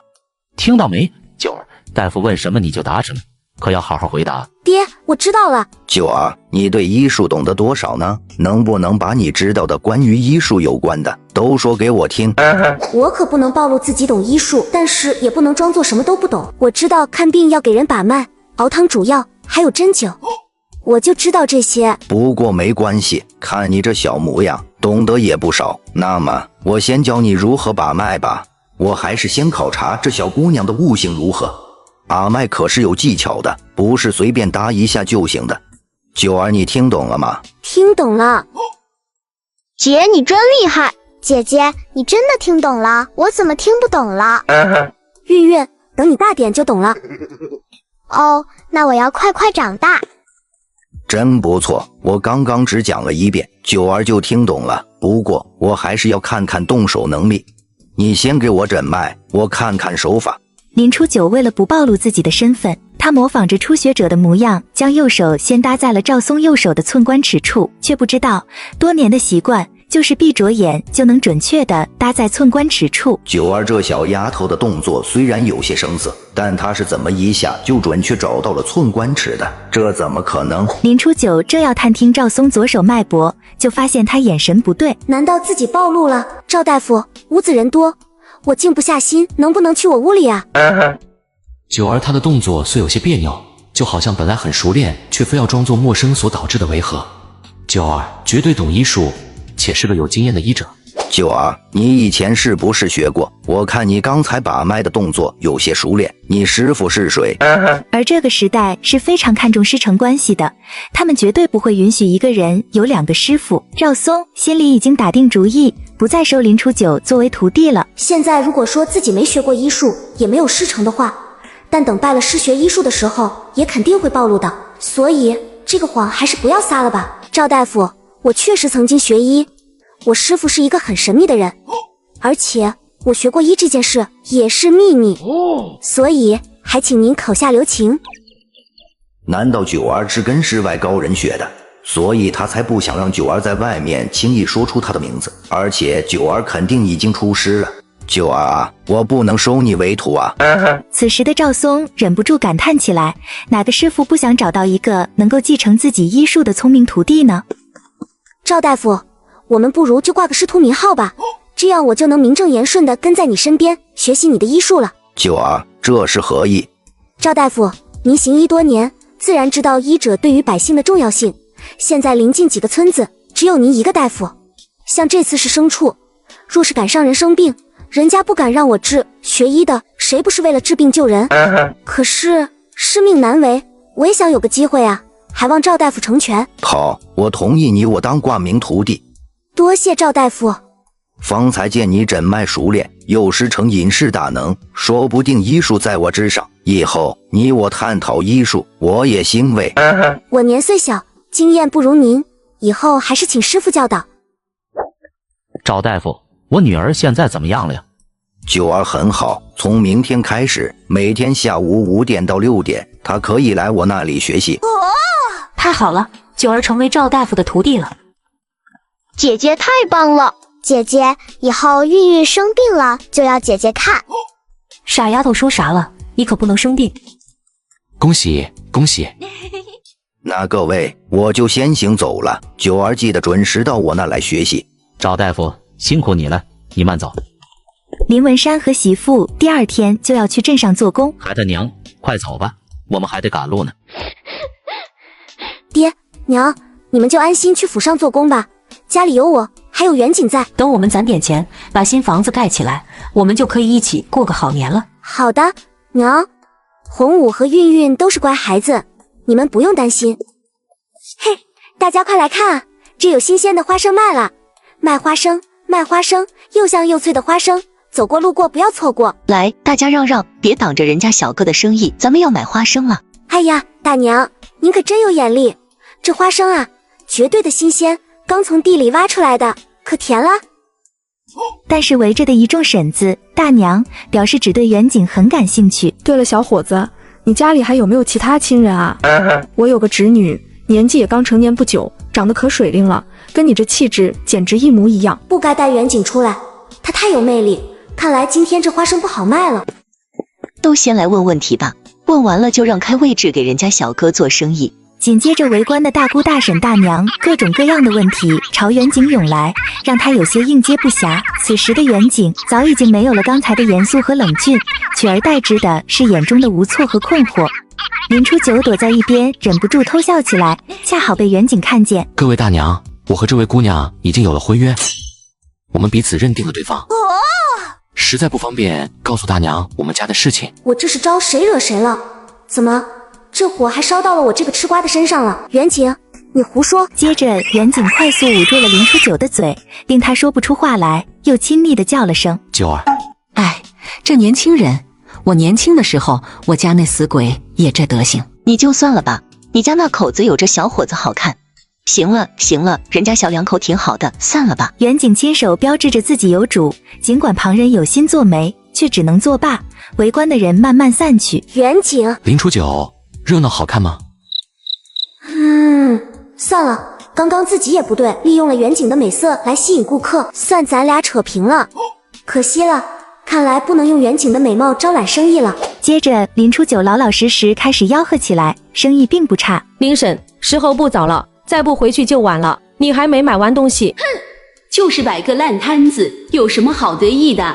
景哥，我们回吧，今天的花生都卖完了。好的，最后2斤花生已卖完，可以收拾回去了。你瞧什么呢？喊了你半天也不回神。没什么。那不是老二家的九儿吗？听说这丫头现在可厉害了，前不久就长婶子家的黄牛。听说咱们村子的赵大夫也收了林初九为徒。要是我家孩子也有这本事，我也不用发愁了。别说了，快走吧，要不然就赶不上回村的驴车了。上集，林前世自从在市集上遇到林初九，回到家里是越想越觉得不服气。真是搞不懂林初九那丫头片子有什么能耐，迟早要被赵大夫逐出师门。你这是说的什么话？就这么见不得九儿好吗？好歹九儿也称呼你一声大伯母，你这个长辈就是这样当的。爹，您在家啊？老大这个婆娘跟她婆婆有得一比，九儿这孩子多有本事，虽然现在已经分家了，但她毕竟还是我林家的人。你好歹也是长辈，怎么能背后这样说你侄女？那丫头吃里扒外，一看就不是什么好东西。你个败家老娘们，你给我闭嘴！不过是个小丫头片子，村里的大夫收下她，我看也只是图一时新鲜，哪里能长久？爹，娘说的也有一定的道理。家门不幸了，家门不幸了。而林初九和远景此时也刚刚从镇子上回来，村口有一群小孩在玩耍。小明，你看那不是你堂姐吗？听说你堂姐被赵大夫收为徒弟了，以后是不是都得找你堂姐看病啊？爸，你堂姐真是太厉害了。是啊，是啊。哼，林初九有什么了不起的？我娘说了，她就是一时运气好，就是个傻乎乎的没福气的死丫头。这个欠教养的东西，竟然敢说我是傻乎乎的没福气的死丫头。哎，算了，古人云，人不犯我，我不犯人。黎明，你知道什么？不要学大人说话，小心嘴巴长痔疮。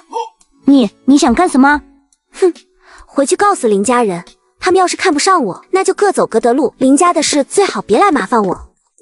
第二天，林初九和远景照常打算去镇上摆摊。饴糖花生，好吃的饴糖花生，独家秘方，只要18文1斤，快来买啊！远景，别去，这个摊位谁先到就是谁得，今天被别人占了，咱们换个地方就是，别冲动和别人发生冲突。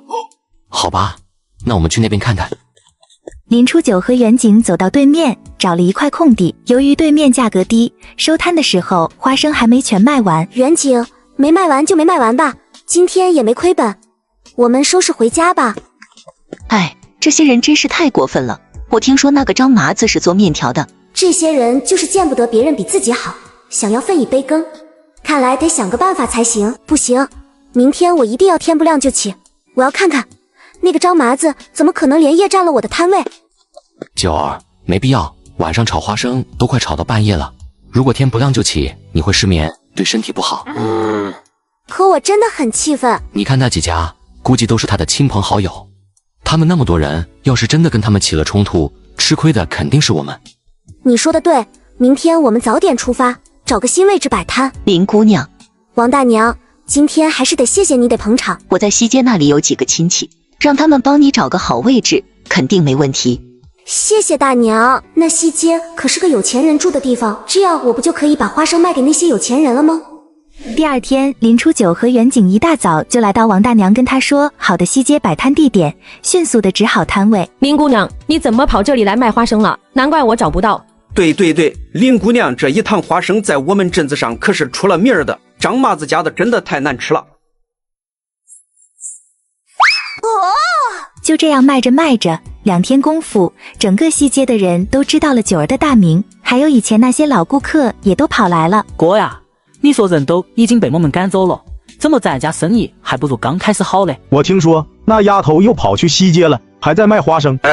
现在该怎么办？咱们既然能挤走她，就能让她做不成生意，敢跟我抢顾客，走着瞧。隔日，林初九和远景照例在西街摆摊，生意嘛还算不错，挺红火的。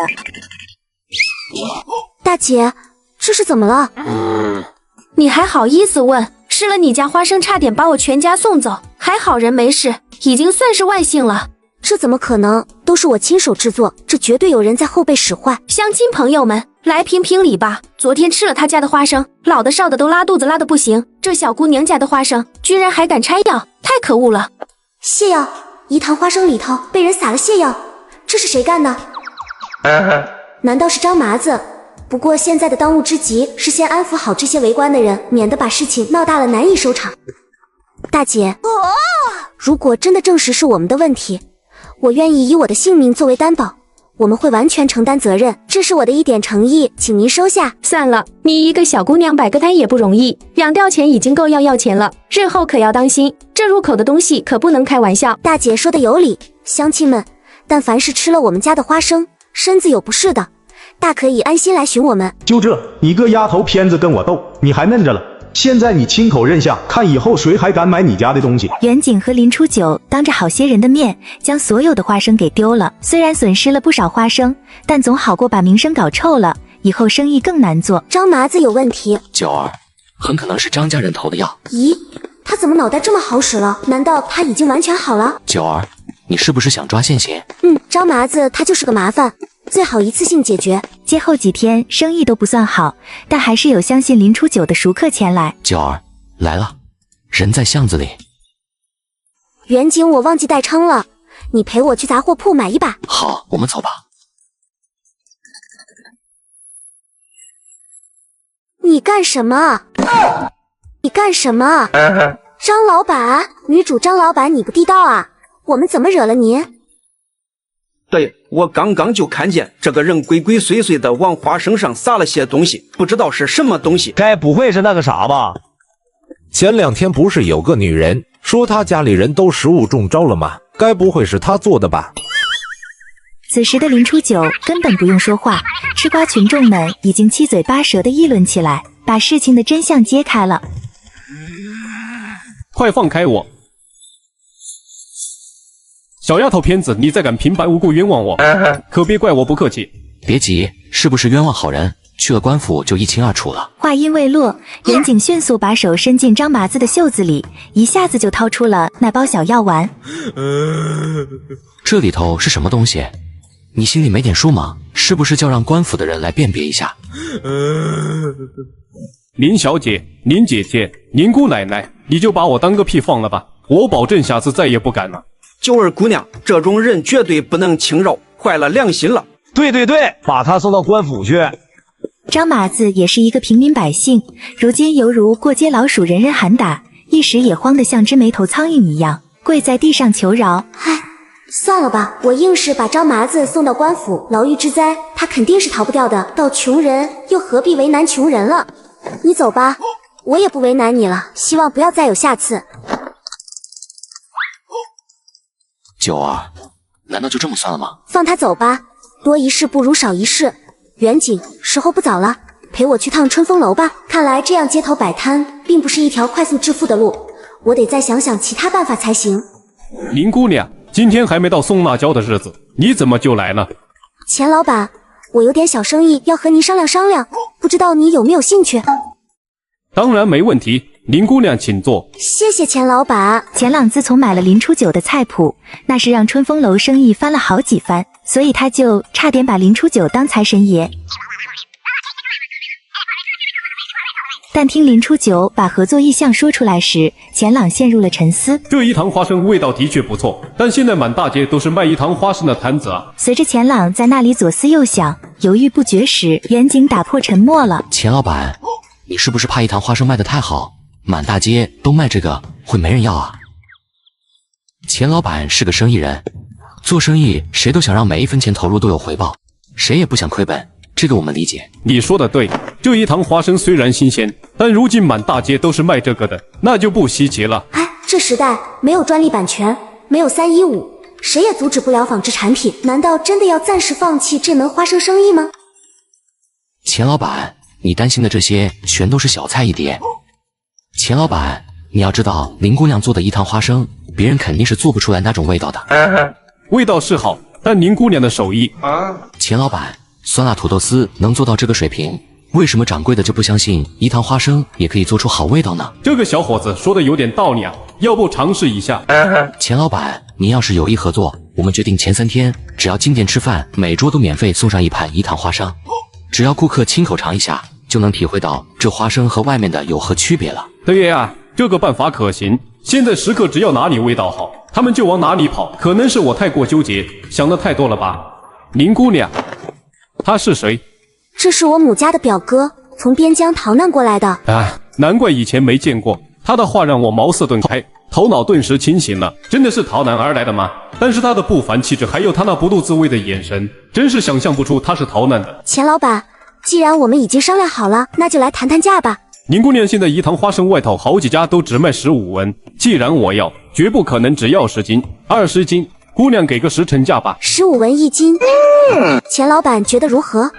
不过我要每天的供应量必须达到一定的数量。哦，那就这么决定了。接着，林初九和钱朗白纸黑字签订了送货合同，林初九每天都要来送货。彼岸花，彼岸花，远景，你说什么？远景，这是怎么了？人家刀柄上的那朵小小的彼岸花，难道和他得身世有什么联系？那彼岸花代表了什么？不知道，只是觉得好熟悉。远景，你还好吧？此时队伍为首的那人朝着酒楼的方看去，远景立刻转身，拉着林初九头也不回地往前走。这人看着好眼熟，但是穿着简单朴素，丝毫没有富贵之家的华丽气派，应该不是那人。你看到什么了？没什么，大概是眼花。我们走吧。这年头，路边捡个男人比捡个麻烦还难。他们走了。林初九轻声说着，却看到远景一脸复杂的表情。他张了张嘴，似乎想说什么。我知道你要说些什么，但我觉得我们之间没必要这么计较。更何况我对你接下来要说的事情也没兴趣。因为林初九向来觉得有些事情知道的越多，死得越快，现在可不是说这些的好时候。九儿，你说的是真的？林初九没管他，径直往前走，而远景无奈的只好跟上林初九的脚步。他们一路上都没有遇到什么麻烦，这让他感到非常欣慰。嘿，你们这2个小家伙，一听到我们回来就跟小火箭一样从里屋冲出来了，对吧？姐姐，好香啊！你给我们带什么好吃的了吗？当然了，韵韵最乖了，我肯定要给韵韵带好吃的。不过在吃东西前，姐姐跟你们说过了要做什么？洗手，要认真的洗哦，不然脏东西都会跑进肚子里了。蹭弟弟妹妹去洗手间，林初九拉着远景的胳膊，带他走进了里屋。咦，怎么他的脉搏还是没有变化？但是我怎么感觉他的记忆有恢复迹象了？远景，你今天有点奇怪。九儿，我知道你想说什么，我什么也没有想起来，只是直觉和那些人对上会很危险。看起来那几个家伙可不好惹，咱们得小心点，别轻易靠近，可别踩到老虎尾巴惹祸上身。我们都只是平平凡凡的老百姓，哪里敢招惹那些有权有势的大人物，更别说是那些手上可能沾过鲜血的狠角色了。这几天你先别出门了，也不知道那些人能不能找到这里。你刚来不久，如果那些人稍微打听一下，就能把你的底细摸得一清二楚。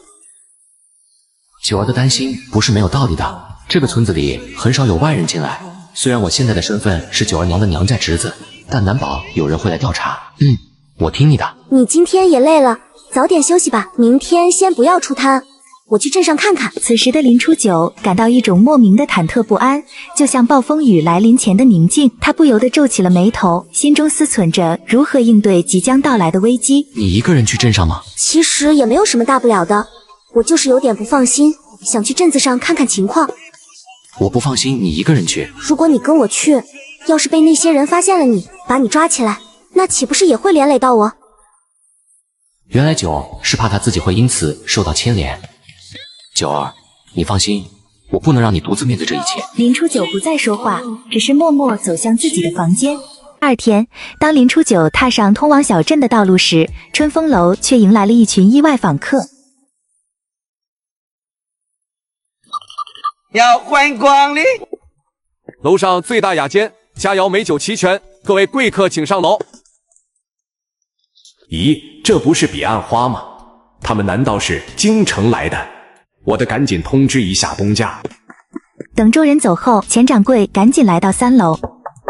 东家，有京城来的人在9楼，或许要找你。钱叔，你看得好好招待就是。京城的事情跟咱们无关，那些肮脏的事情，早在咱们离开京城来到龟山镇的时候，就已经彻底无关了。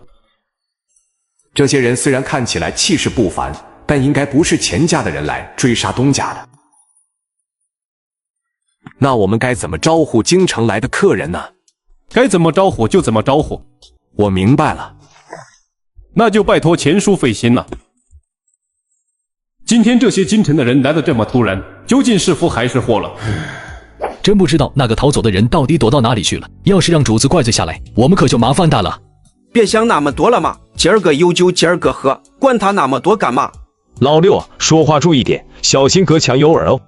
是啊，是啊，咱们兄弟们继续喝酒，别去想那些烦心的事情了。来，干！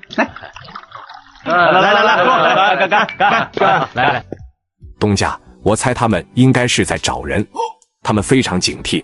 我在门口偷听了一会儿，要找的人恐怕身份不一般。不过就是找个人而已，和我们有什么关系？这成的事情早就成得过眼云烟。钱叔，你什么时候变得这么糊涂了？钱朗的此时眼中流露出失望的神情，他将钱掌柜视为唯一的亲人，自然不愿意再让钱掌柜去冒险了。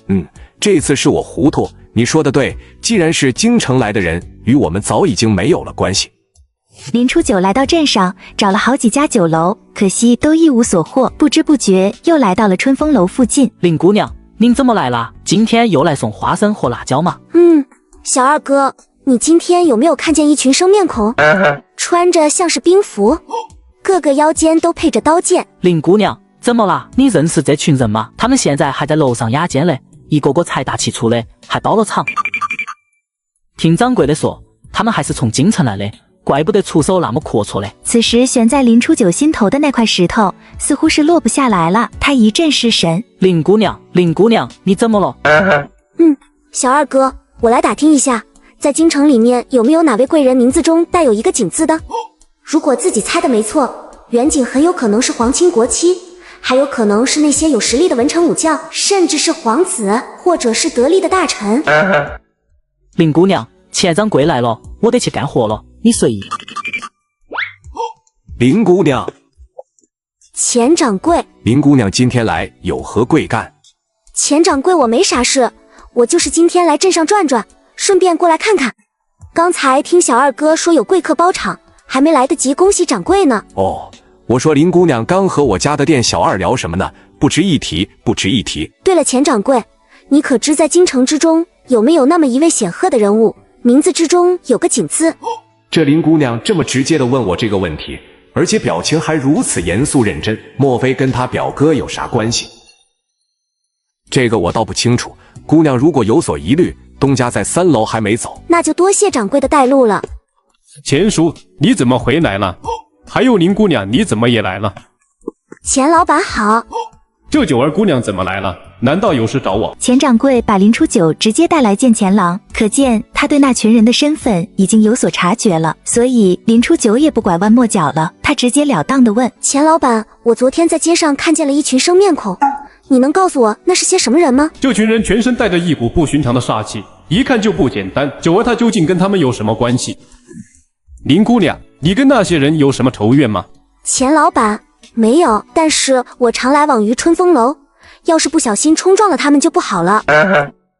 这丫头鬼机灵，说的话真不知道信哪一句。林姑娘，这群人的来历不是那么什么简单的。钱郎这话一说出来，林初九的心都快要跳出来了。钱老板这家伙，他肯定知道这些人的来历。钱老板此话怎讲？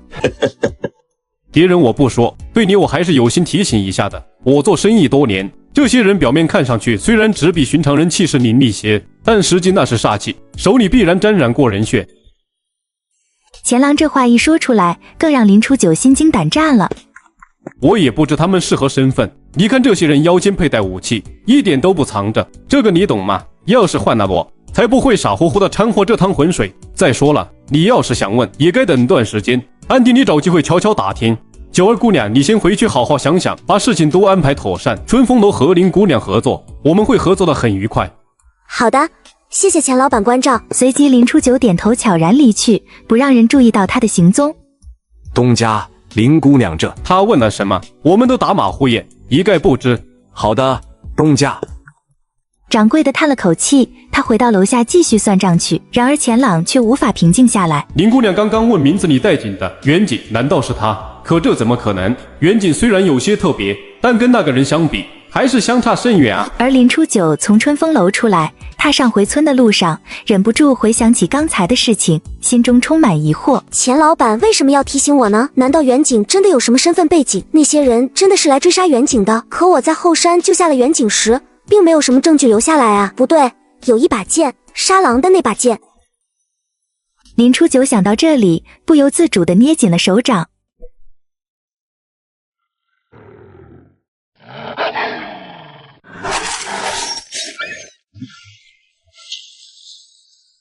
林初九想起来远景在饿狼扑向他，救他时用来杀狼的那把剑。那把剑可能是最关键的证据，而且很容易就会上想到人在村子里。如果真的那样，自己和弟弟妹妹那可就危险了。此时的林初九心里急得像热锅上的蚂蚁。不能慌，那群人虽然人数众多，但要找到远景也不容易，实在不行马上带着弟弟妹妹撤离。九儿，是不是打听的情况不太好？那些人应该是来找你的。远景，你到底是谁？从平时的言行举止就可以看出，远景绝不是普通人。但凡涉及京城，即使是一个小人物，对于林初九他们这种偏远的地方来说，都是能压死人的大官家。那些家伙还真是找上门来了，可为啥我怎么就想不起来了？那些家伙来者不善，你有什么应对的办法吗？九儿，别担心，我会走。我现在就去收拾东西，不会给你添麻烦的。唉，人非草木，孰能无情？他这么一走，危险可就大了。你现在记忆力还没恢复，离开这里能去什么地方？可你不是说……我那些也是猜测，对方要确认你的身份也不会那么快。不过有件事让我挺担心的。何事？当时你救我杀狼的那把剑遗落在了深山之中，如果那些人前往大山寻找，他们必定能够找到那把属于你的剑。你是害怕他们通过那把剑找到这里来，想要把它找回来？其实不必，那把剑只是证明我到过那里，并不能证明我还活着。那把剑被丢弃在那里，也可能剑的主人已经被狼群吃掉了。你说的有道理。如果我们去山上将那把剑捡回来，反而却会让对方能够确认你一定就在附近。没错，这就是咱们说的不打自招。九儿，你放心，如果真的找到我，到时候你就把我交出去，我不会连累你的。那些人真的找上门来，我真舍得把他交出去吗？唉。此时的林初九心里是相当的矛盾，交出远景他肯定做不到，但是不交被那些人找出来的可怕后果他也想象得出。林初九，你知道自己在做什么吗？他的身份可是非常可怕的，你这样做岂不是给家里惹来了无妄之灾？罢了，破釜沉舟吧，兵来了咱们就挡，现在咱们先观察观察局势，再决定下一步该怎么办。你们村子最近有没有受了伤的陌生人？我们一直在村头洗衣，有什么消息我们都知道的，没见过什么陌生人。没有，真的吗？林初九那个丫头片子家里出现的那个男人，说是什么林老二媳妇娘家的侄子，鬼知道是不是真的哦。我知道。你不要过来啊！我知道有个陌生人，最近才出现的。他在哪？就在我们村子林初九家里。那个男人就像凭空冒出来的一样，还说自己是林老二媳妇的侄子。多谢姑娘。林雪渊真是灵光，我怎么早没想到呢？可惜现在说这个已经太晚了。这些人凶神恶煞的，看来来者不善啊，肯定是来找九儿麻烦的。我得赶紧通知一声九儿。因为林初九前面救了张婶家的牛，张婶心善，根本做不出恩将仇报的事。老张家的，不洗了。家里有点事，我得回去看看，不然不放心。张婶为了赶在那些人前面，急匆匆地赶小路往林初九家跑去。你们俩赶紧回家找你们姐姐，告诉她有一群奇怪的人来了。俩小家伙听得稀里糊涂的，不过看张婶儿那紧张的样子，也顾不上问太多，拔腿就跑。这是怎么了？姐姐，张婶儿说有一群奇怪的人来了。一群奇怪的人，你们两个乖乖待在屋里，没我的允许，可不要随便出来哦。好的。希望是自己多虑了，如果是昨天那群人在村里，那可就糟了。怎么了呀？张婶说村子里来了陌生人，我猜多半就是昨天在镇上遇到的那群人，咱们得趁他们还没找过来，你先出去躲躲，如果实在不行，我就把他们都带入空间，但愿不会走到那一步。九儿，你别急，车到山前必有路。我怎么能不着急？远景、钱朗都说了，那些人手上沾过人血。事已至此，逃避不是办法。你有没有想过，张婶为什么会让洪武运过来通知你，而他们已经在来林家的路上了？林初九的脑袋乱成了一团浆糊，经过远景的提点，他一下子明白了，是有人告密了。所以远景不在这里，就会显得很可疑。既然不能让远景离开，那就让他换个模样吧。对了，我空间办公室不是有化妆品吗？远景，你在这稍等我一下。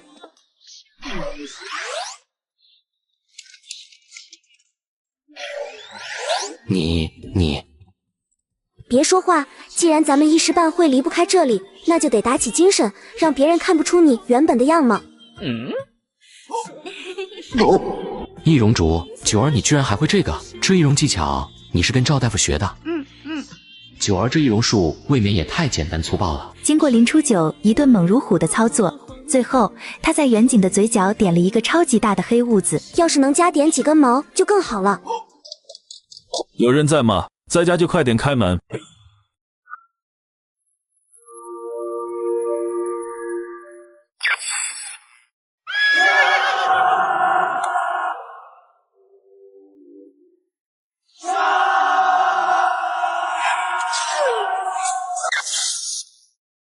这是你娘的侄子吗？看来这些人是有备而来的，专门为了找远景。我的小心应对了。此时的远景瞬间头脑也清醒了，他知道这次他面对的是一场有备而来的挑战。是啊，这位大哥，你们是谁啊？为啥来我家找我表哥了？哎，这世上怎么会有这么丑的男人？是啊，从小我娘说我丑的没边了，没想到他比我还丑。你说他是你的表哥，但你们长得完全不像啊！小姑娘，你可要老实交代。这位大哥，我表哥是我姨母家的孩子，难道说天下所有的亲戚都得长得像才是亲戚吗？众人听到这话，反驳他的人立即被噎得说不出话了。这个还请姑娘理解，我们也是为了尽快抓捕逃狱的犯人，例行公事，巡逻一下而已。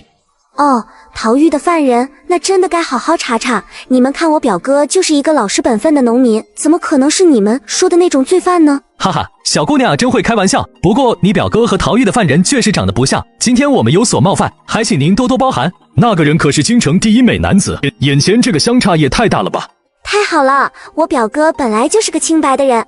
不过要是真的抓了他，那可真是太冤枉了。此时的远景非常的冷静，任凭那些人盯着他看来看去，而带头大哥盯着他看了老半天，也没看出啥破绽。小姑娘，你们要是看见啥可疑的人，一定要告诉我们，别藏着掖着啊！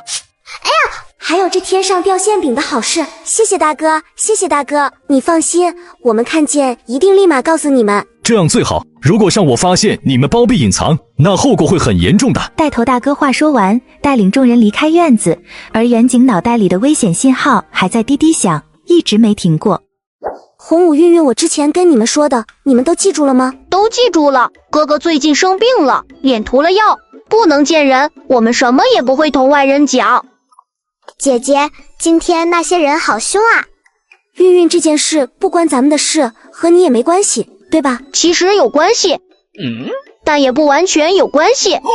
我最喜欢哥哥了，我可不想那些坏人把哥哥带走。我也不要哥哥走。听到这些话，远景心里感到暖暖的，而林初九看着这两个懂事孩子，眼睛里满是温柔的笑意。你们两个这么关心哥哥，那就得听姐姐和哥哥的话。咱们家里的事可不要告诉别人。放心吧，姐姐，我们什么都不会说的。这群人到底是怎么得到消息的？竟然直接找上门来。张婶肯定知道些什么，我得去找找张婶。红舞韵韵，你们和哥哥在家里要乖哦，听哥哥的话，照顾好他。等姐姐回来，给你们做饭吃。好的，姐姐。接着林初九径直朝张婶家走去，很快就来到张婶家里。九郎，你怎么过来了？那些人是不是上你家去了？已经去了。看来张婶真的知道些什么。婶子，其实我正想过来找你问问，这群人怎么突然跑到我家去找人啊？我也不知道啊，当时我在河边洗衣服，就看见他们一群人杀气腾腾的冲进村子，吓得我手里的棒槌都掉了。最后还是你小姑突然说了一句，你娘最近来了个侄子，之前她从未见过，算是个陌生人。这倒也是，我就亲眼看见那帮人掏出1罐钱给到你姑手上，当时还有不少村民都在那边，很是羡慕她呢。林雪渊，果真是她，真是够了，这个女人害死原主还不够吗？现在还想把我们一家都害了呀！那些人没怎么样你表哥吧？没事，就是打听打听。婶子，你知道那些人离开我家之后去了哪里吗？其实我也不太清楚，不过听你叔提了一嘴，他们好像去了后山。后山？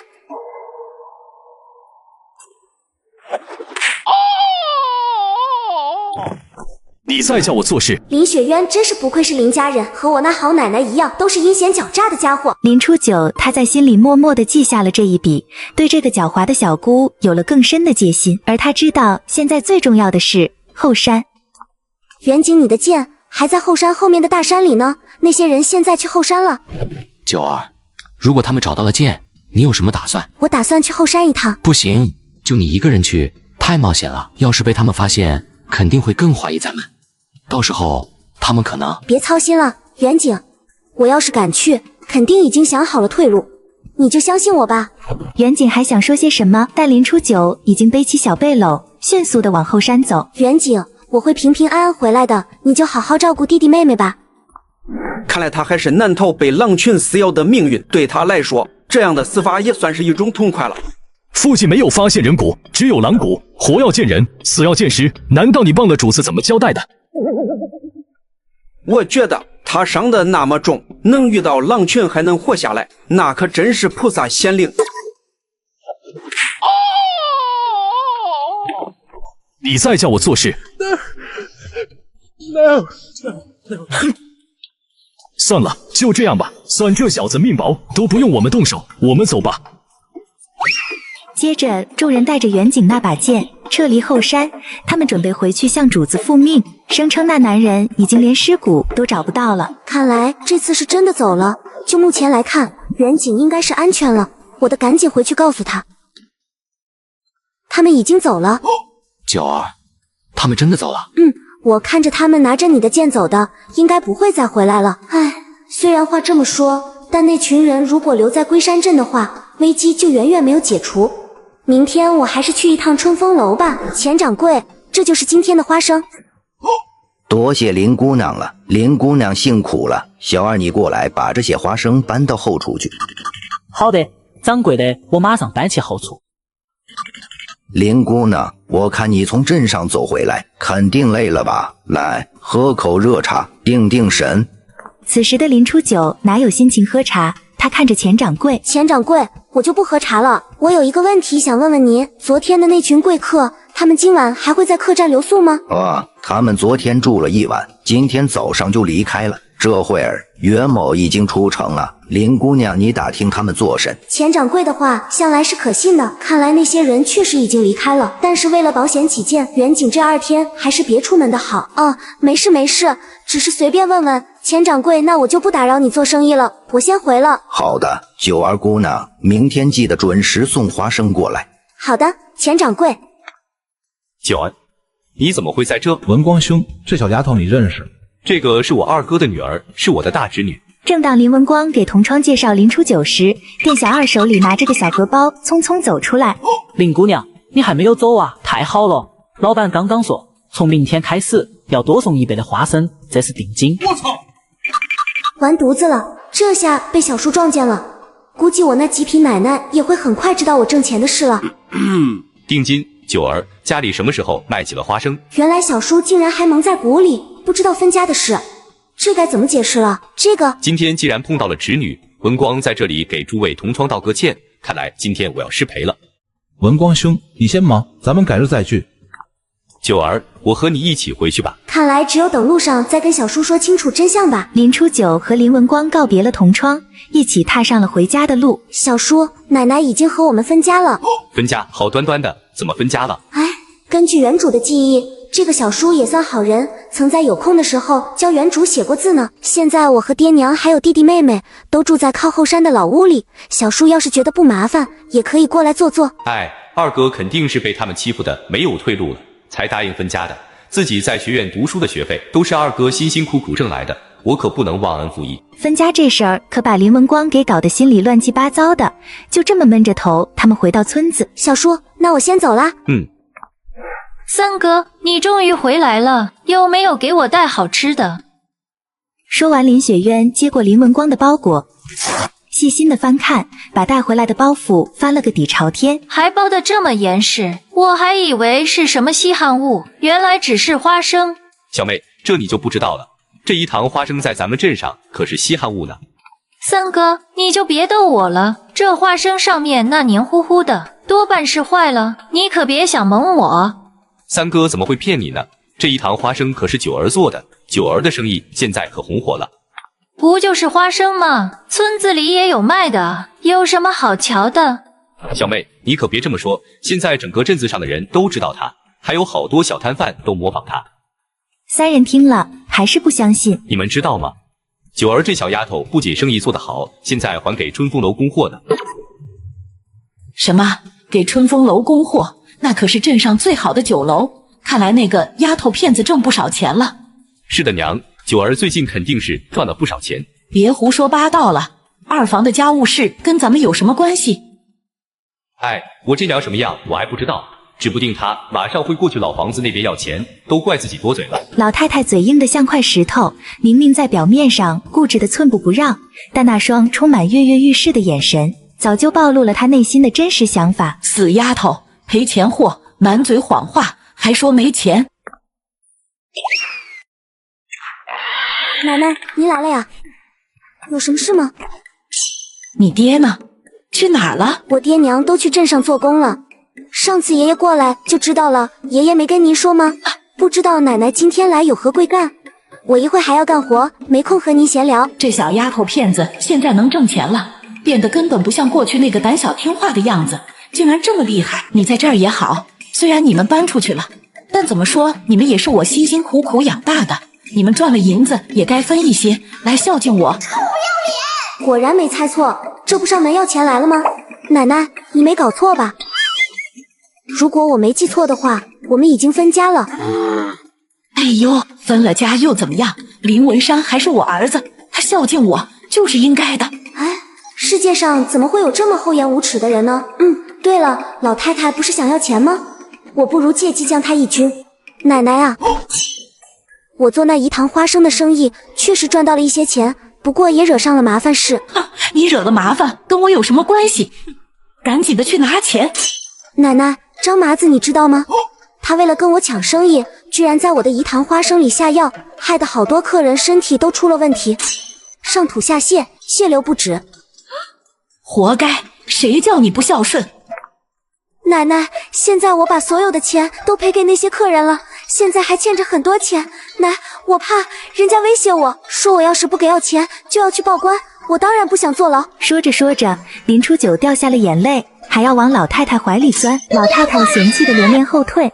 我爸妈为什么要去镇上做工啊？不就是为了替我补这个窟窿吗？奶奶，你是不是听到了什么闲言碎语，所以也来帮我一把？问我要钱？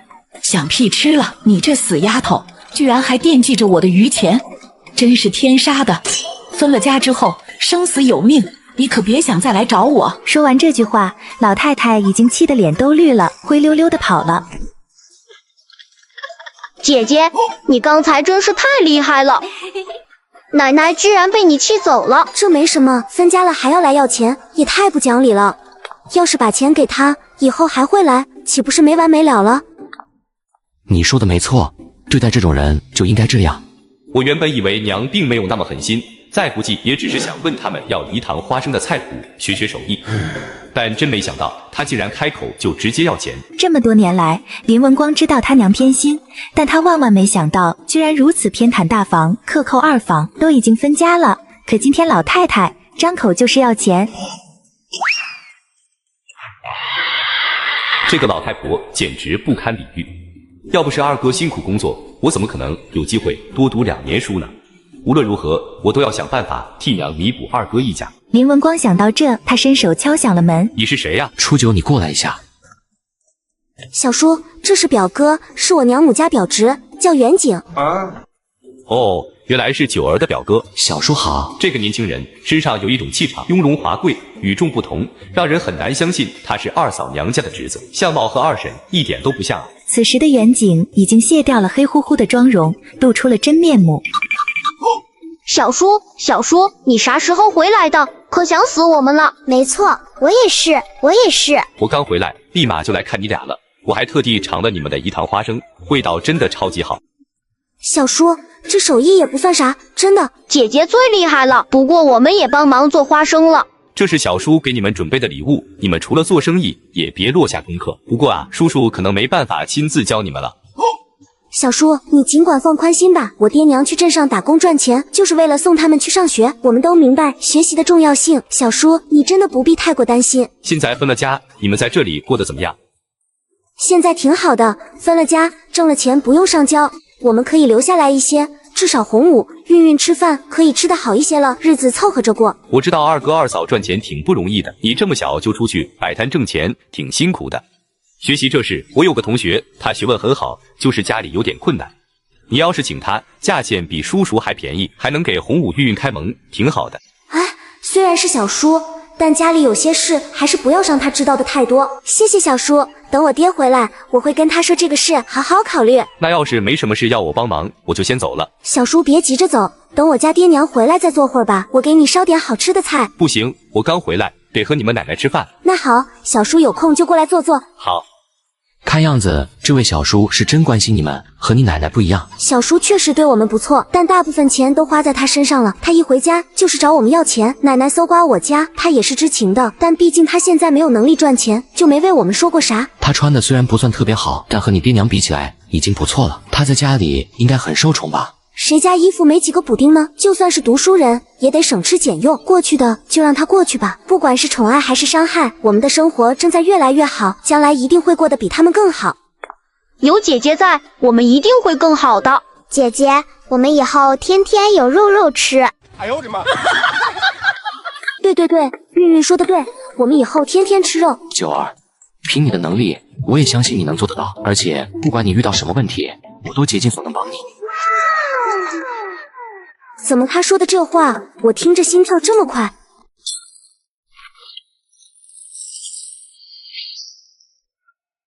接上集，林老太太自从上次在林初九家要钱没成，总算是消停了几天，而林初九则每天去春风楼卖花生，剩下的时间都在他师傅赵松家里学习医术。九儿，这些你都看懂了吗？师傅，我都看懂了。如果不懂，我会问您。九儿，你真的太有天赋了，这些我那时候跟师傅学习都看来好几年才懂，你就这短短数日就能领会，太不可思议了。唉，要是师傅知道我可是正八经的医学研究室研究员，该怎么想？呵呵。林初九在赵松家待了一整天，傍晚时分终于回到自家门口。远景、洪武、韵韵，我回来了。咦，这人都哪儿去了呢？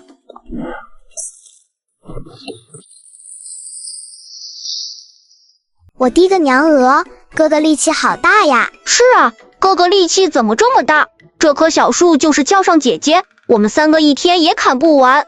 你看哥哥一斧头就砍断了，太厉害了！紧接着，远景一连砍断了好几棵小树才停手。韵韵和洪武看着这一幕，眼睛都瞪大了，好像看到了什么神奇的事情。韵韵，你怎么不捡柴火，光顾着看风景啊？哥哥，你好厉害！是啊，哥哥，你太厉害了！今天砍的这些足够多了，我们赶紧收拾回家吧，要不姐姐找不到我们会着急的。那我们快点收拾回家。说完，3人赶紧低头继续捡柴。太阳慢慢的向西边滑去，3人收拾好背在背上，就这样高高兴兴的回家了。你们这是去捡柴了？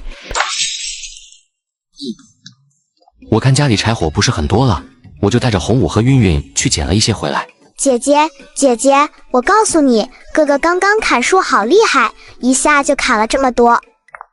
这都是哥哥一个人砍的，这么多，他究竟是个什么样的人？杀狼救我，还有那些彼岸花，肯定不简单。唉，不管这么多了，走一步看一步吧。希望他是一个好人。姐，我饿了。好，我马上就去做饭，你们先进屋。你也别忙了，坐下喝口水。好。接着林初九二话不说就钻进了厨房忙碌起来。这时远景擦了擦额头上的汗，林韵韵这个小家伙特别贴心的给他递来一杯水。哥哥，喝水。韵韵真乖。哎，年纪这么小，韵韵和洪武真的太懂事了，懂事的多少人看着心疼。对了，我怎么干了一天的活，不仅不疲惫，反而感觉肌肉像是被激活了一样，这是咋回事？想着想着，远景就他随手捡起一根细长的树枝，轻轻一跃，身体就飞出了1丈。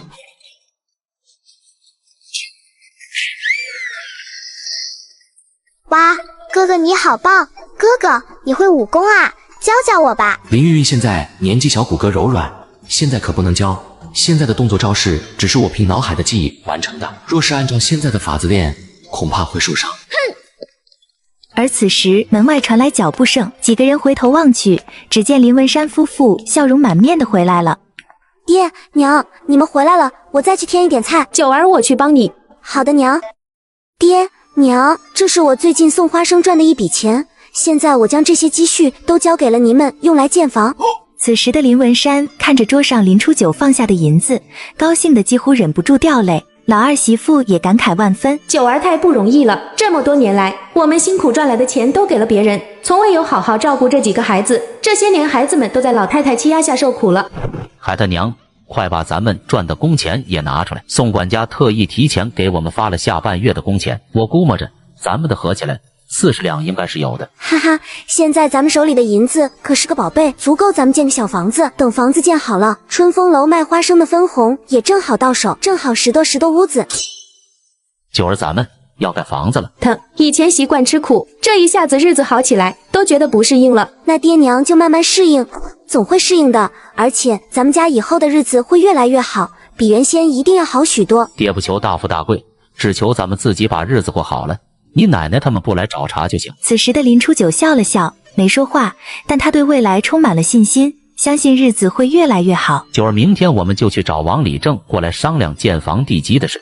都听爹的。而林文山有了钱，也有了底气，第2天就开始找村子里的建房泥瓦匠商量买多少砖瓦泥沙等来建新房。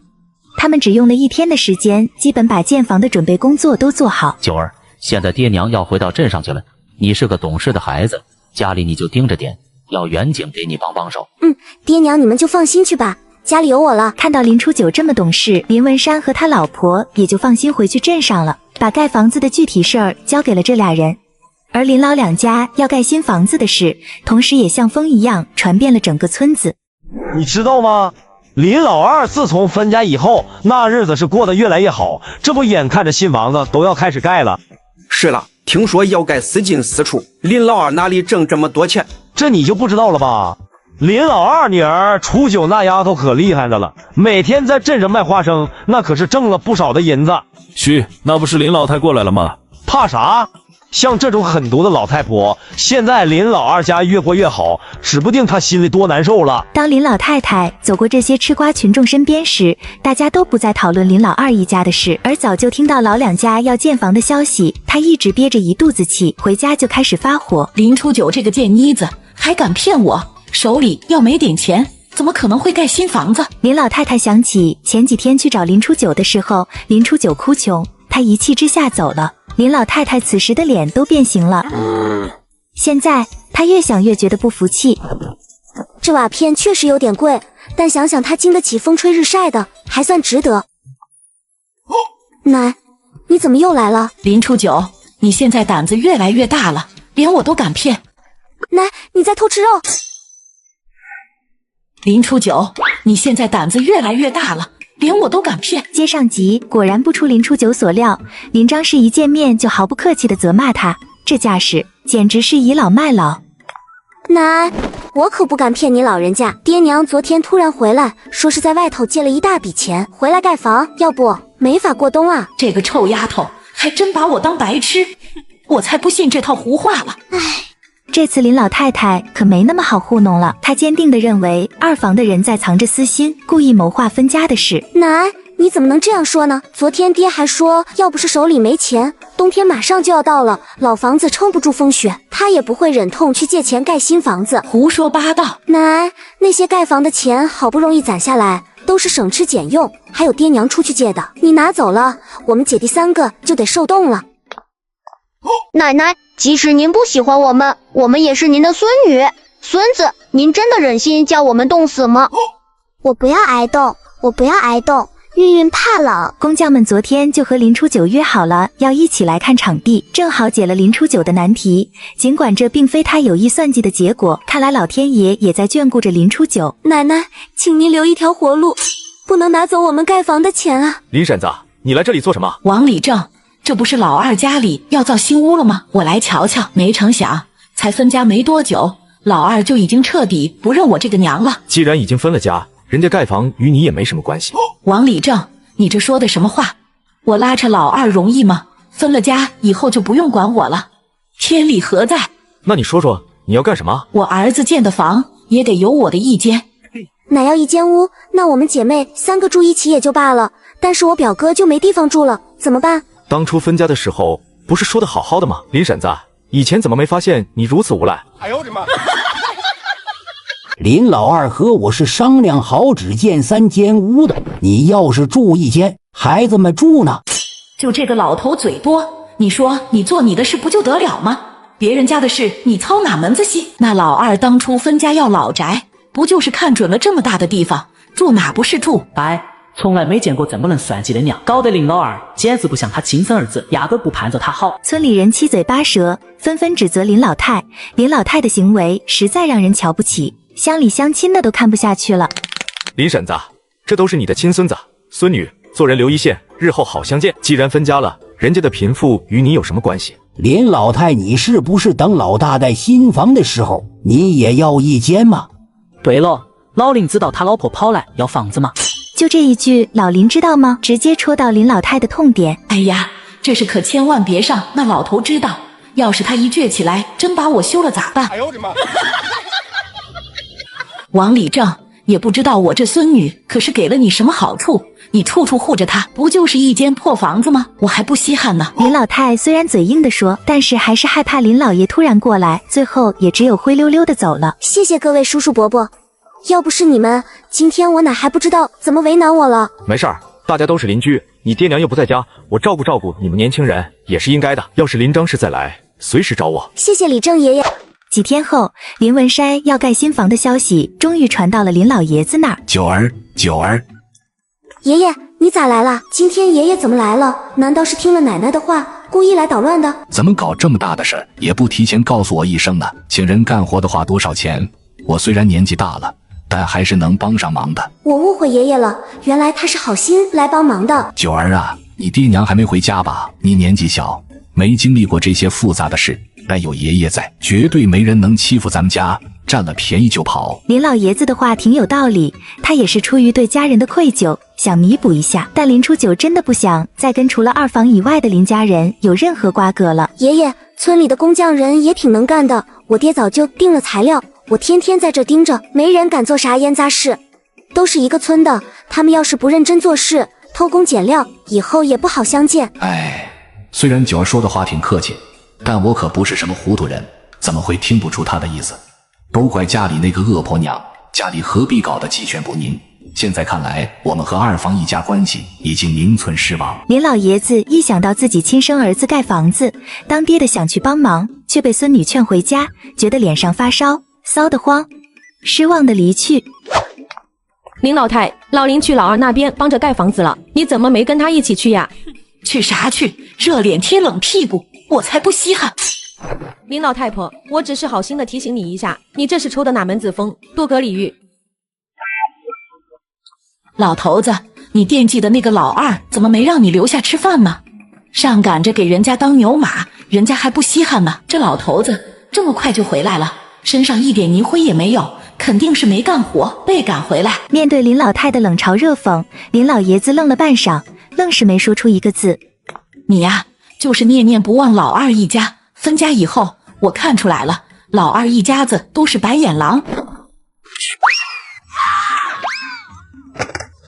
我教你聒噪，你是3天不打上乌节瓦吧？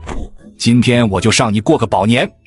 自从林老太被林老爷子狠狠教育了一顿之后，收敛了好几天，而林初九他也全身心地投入到新屋的建造工作中。这2个月每一块砖一片瓦我都亲自看过，再加上这几个靠谱的工匠和村里人的帮忙，屋子今天终于封顶了。林初九今天特意买了几十斤猪肉给大家慰劳一下。林初九这个贱丫头真是不懂事，竟然炖了那么多好肉给外人吃，却忘了我这个亲奶奶。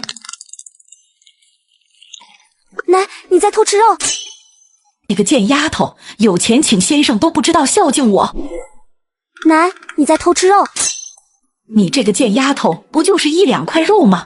你可是我亲孙女，就是我不来吃，你也理应端给我吃。臭丫头也不知道手里头哪来的钱，先前她卖惨，肯定是故意装穷骗我的。贱丫头，就是你爹娘在这，都不敢这么说我。哼，不孝顺的白眼狼！此时的林老太知道，她从林初九这捞不到好处，只有蹭吃蹭喝了。算了，我这个奶奶就跟个泼妇，今天是封顶的好日子，为这事闹矛盾，兆头不好，以后再慢慢算。那你慢慢吃，你可仔细点，别噎着了。林老太肯定能听出林初九话里的意思，不就是希望她噎着吗？但她已经吃到肉了，被人骂2句又不会少块肉。林丫头，远远就闻到肉香味了，你今天又给我们做什么好吃的了？哟呵，这不是林老太，你咋在这儿嘞？前段时间那件事在村里都传遍了，都说她贪得无厌，为老不尊，倚老卖老等等。我怎么就不能来呢？我辛辛苦苦养大的儿子不孝顺，不分我房子，我就吃口饭也能少了我的。奶，你吃饱了吧？赶紧回家吧，这么冷的天可别着凉了，着凉了正好，我还能清静几天。哼，我明天再来。自此以后，每天林初九给工匠做饭时，林老太必定拿碗打包一些饭菜回家。林初九强压着心里的怒火，睁一只眼闭一只眼，就这样终于熬到房子基本完工了。咱们家的日子真是越来越美满，以前我压根不敢想啊。你瞧你爹，一喝酒就话多。娘，爹高兴嘛，他说的话也没错，咱们家的日子确实是越来越好了，以后还会更好的。爹，我前2天碰到小叔了。文光，我小叔说他有个同学家里有点困难，想找个学生帮忙补贴家用，我想不如让洪武和韵韵他们去读书。九儿，你是挺关心弟弟妹妹的，但是读书的费用怕是不便宜吧？虽说九儿现在实力非凡，但是作为父母还得依赖女儿，确实心里不是滋味，何况她也还是小孩子。九郎，娘明白你善意，你弟妹求学没错，但也别忘为自己留些钱财，为自己做点规划。在林初九那个时代，13岁家境不好的人家已经在商量孩子的婚事了。爹娘，我手里有钱呢，你们别担心，弟弟妹妹都长大了，他们肯定也想去上学。孩子他爹，那就依了九儿，给洪武和韵韵请给先生吧。好，那九儿你就找下你小叔，把先生的事弄好。25两，钱叔，您可别给我太多哦，多了我可不退哦。这绝对不会多给，是你手艺好，这是你应得的。而且你家不是正好在盖房子吗？我也给你们家添2块砖瓦吧。那我就不好意思了，钱叔，谢谢了。不用客气，要不是九姑娘的陪房，我们春风楼也不会有今天这么好的生意。从春风楼出来，林初九和远景一起去了书院。小叔，上次你说的那个同学，他叫啥名字？说不定我听过他呢。九儿，他叫魏泽明，这位同学在书院可是备受老师喜欢，就是家里穷了点，所以才……我当然信任小叔推荐的人，就是不知道这位魏先生住哪，等会儿教洪武韵韵，万一太远了，接送不方便呢。九儿真的太聪明了，这么问不就是想去侧面了解一下这位先生的人品吗？他家具体地址我也不清楚，好像就在红英巷附近，他就在书院里，我这就去叫他。不用了，小叔，我和远景还有东西要送到春风楼，已经耽误好久了，等我们忙完再来找你。正事要紧，你们先忙，我等你。谢谢小叔。远景、洪武和韵韵还太小，万一遇到不好的榜样，基础没打好，以后想改就难了。我得操点心，咱们去红英巷了解一下。大娘，你知道魏泽明的家在哪儿吗？你们是什么人？找他做什么？大娘，我是想带着弟弟妹妹来拜师学艺的。那孩子命苦，他娘命重，只好在外面借钱。刚才我还以为你是来要债的呢，而邻居们想帮帮他，但他死活不肯接受。看来这位先生是个孝顺又懂事、坚守原则的人，这样的人不可能带坏洪武和韵韵的。接着林初九又问了挺多人，回答都差不多，他这下心终于踏实。林姑娘你好，刚才文光跟我说过你。哦，魏公子，别客气了，咱们4个站在书院门口也不太方便，咱们去找个清静的茶楼，好好商量一下正事吧。随后一行人来到了茶楼，林初九说出了自己的想法。林姑娘，1两银子。凭先生的才华，1两银子哪够啊？这是不是有点多？魏夫子，您先别激动，这1两银子也不是白给的。弟弟妹妹还小，还没进过学堂，先生要教的东西肯定不少。话是这么说，但这1两银子也太多了吧？这笔钱是先生应得的，我爹娘交代过我，教书育人也是个辛苦的差事，不能委屈了先生。1两银子就够了，这额外的1两我是绝对不能要的，每个月1两银子，已经是林姑娘对我很好的了，不能再多要了。看来小叔介绍的这个人真的很实在，一般人都是怕给的钱不够多，哪有像他这样推辞的？只要先生愿意多照顾我的弟弟妹妹，钱这东西都是次要的，不算什么。此时旁边的林文光眼神复杂的看着林初九，直接给出了1月1两银子的巨款，还是让他震惊不已。魏夫子，你方便的话，明天出了书院就能来村里头。林姑娘真是看得起我，我保证全力以赴教得好。于是两人一拍即合，明天就开始让魏泽明给林洪武和林韵韵准备上课，远景和林初九则带着大包小包回到了村里。洪武、韵韵，你们都成小工匠了。唉，洪武和韵韵简直就是穷人的孩子早当家的活生生例子。姐姐，瞧瞧你们俩，小脸脏兮兮的。接着林初九就把给他们请了先生的告诉他们，洪武、韵韵，这次姐姐给你们找了个老师，以后咱们在家里就可以每天上课了。姐姐真的吗？这也太好了。姐姐，我也可以读书吗？当然了，我们韵韵最乖了，肯定读了书会更厉害。好了，哥哥和姐姐刚回来了，你们2个别闹了，休息一会儿，等姐姐做好饭，早点睡觉，准备明天的学习。好的，姐姐。九儿，那车上坐着的是谁啊？是你家亲戚吗？瞧他打扮的那么干净，像个白面书生。那是我们家给洪武韵韵请的教书先生，跟我小叔还是一个书院的同学呢。九儿，你都把先生请回家了，这也太厉害了吧！这每个月的花费得有多少啊？许老两家前几天才新建的房子，如今竟然连先生都请得起了，九真的是太有钱了。林初九随着牛车回到了家，而这个消息很快也让林老太听说了，她非常嫉妒，眼睛都红了。你刚才说什么？那臭丫头还请了个先生？是啊，九儿那丫头真不错。那个贱丫头有钱请先生都不知道孝敬我。林老太，你还没听说吗？初九这次请来的老师还是和你家文光一个书院的同窗里。一听这话，林老太气得脸都绿了，一边骂骂咧咧，一边气冲冲地回了屋。要是觉得自己头铁，就来试试，看看是你们头硬还是我拳头硬。林初九那个臭丫头有钱请老师教那2个不成器的家伙，却不记得多关心一下咱们明儿。明儿可比那2个家伙聪明多了，真是气死我了。听着林老太说这话，林前世的脸色也变了。平时林前世实在看不上这2个孩子，但现在现实却给了林前世一个响亮的耳光。你个败家娘们，你是好了伤疤忘了疼吧？是不是钱字没打到位？唉，我也是读书人出身，而现在自家孙子竟然还得花钱请外人来教，这叫我这张老脸那里放啊！林成才，你不要以为我怕你，前次我没和你计较，但是今天这是关系到我孙儿的事，你就是打死我也要说。你这个婆娘真是不可理喻！哼！爹，既然初九请到了先生，你去说说带明儿一起去学吧。老二家那2小子年纪小，不懂事，就算请了夫子也白折腾，何必浪费银钱？是啊，咱们明儿比那2个不开窍的可聪明多了。哎，你们懂啥？林明的定不下心来，根本就不是读书的料。说到这里，林老爷子真是听不下去了。以前啊，他对林明可是抱有很大的期望的，还亲自教他，可是被家里宠坏了。林老爷子虽然想管教他，可是力不从心啊。明儿为啥做不定？学得不好，还不是因为你这个当爷爷的整天对他板着脸。明儿怕你，怎么可能好好读书呢？好好，你个臭婆娘还怪起我来了，我看你是欠收拾，有本事你来教，不成器的孙子就是来大儒，他也是贪扶不起的烂泥。爹，你也别怪娘了，现在九儿对我们都有成见，你看还是得你出马和他说说，他总会卖你一个面子的。啊，爹这哪是嫌弃明儿，分明是嫌弃我这个儿子不成器。我再不成器，也是家里的长子，爹还不是靠我养老。是啊，爹，你不能看着你大孙子就这么废了。明儿可是咱们家未来的顶梁柱，这要是不教，岂不是真成没出息的了？说出去爹脸上也无光呀。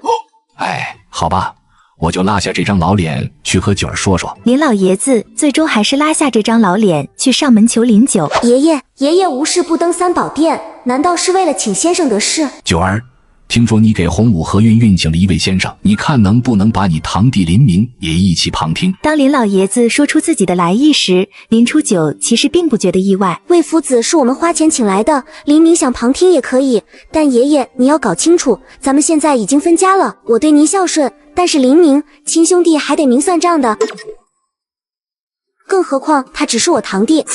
魏泽明在旁边，他并不知道林家的内幕，听到林初九还要收钱，就想开口拒绝，却被林九抢先。魏公子，有些事情你听我安排。好的，那我现在去给洪武玉玉上课了。爷爷，你别怪我心狠，魏夫子难请不说，林明也不是个读书的料，我要贸然让他来吓走魏夫子咋办？确实应该这样。初九你说的对，我回去再和你大伯商量商量。爷爷慢走。大房打得好算盘，想不花1文钱就读书，世上没有这么好的事。既然主动送上门被我讹，我为啥要推出门外去？林老爷子回到林家，林张氏一看他没带回好处，就又开始抱怨了。林老爷子本来就被自己孙女驳了面子，一肚子火，接下来林老太面临的画面就不宜展示了。玉玉，我昨天不是说了吗？今天必须得把这东西背下来，这样才能理解意思啊。老师，我背过了，可是刚刚又忘了。哎，看这小丫头垂头丧气的，是不是我话说的太狠了？洪武，你来试试背一下。人之初，性本善，性相近，习相远。苟不教，性乃迁。教之道，贵以专。洪武这孩子每次布置阅读和背诵的任务，他总是忍不住多读一些，以后一定是个优秀苗子。而玉玉虽然也很努力，但天赋稍微差了一些，可能是脑子还没开窍，也不知道初九姑娘对这2个孩子的期望有多高。林老太消停这段时间，林初九一家过上了比较安稳的生活。在立冬之前，他们家新房子也盖好了，那3间房子非常亮堂，厨房也是独立建的，看起来非常干净清爽。我原本想把这些盆栽放到自己房间里，现在全放到这儿，反倒省去了搬来搬去的麻烦。这红辣椒可是我们家收入的大头，占了半壁江山，专门腾出这一间小屋来存放，就能防止别人来偷辣椒了。姐姐，我也来帮忙，我也想来。好，我们一起干吧。姐姐，庄稼没有阳光会死的，那辣椒是不是也可以没有阳光呢？这屋子可不是普通的屋子。九儿，这话怎么说？这屋子还有什么独特的地方吗？你们看，没发现这屋顶和我们大屋里的屋顶有什么不一样吗？没看见特别的呀。这屋顶是活动板，地下也是空的，这个地下镂空的地方和咱们家的火灶连在一起，等咱们家开始烧火炕的时候，这屋子里头暖和的像个春天似的。哇，姐姐你真聪明。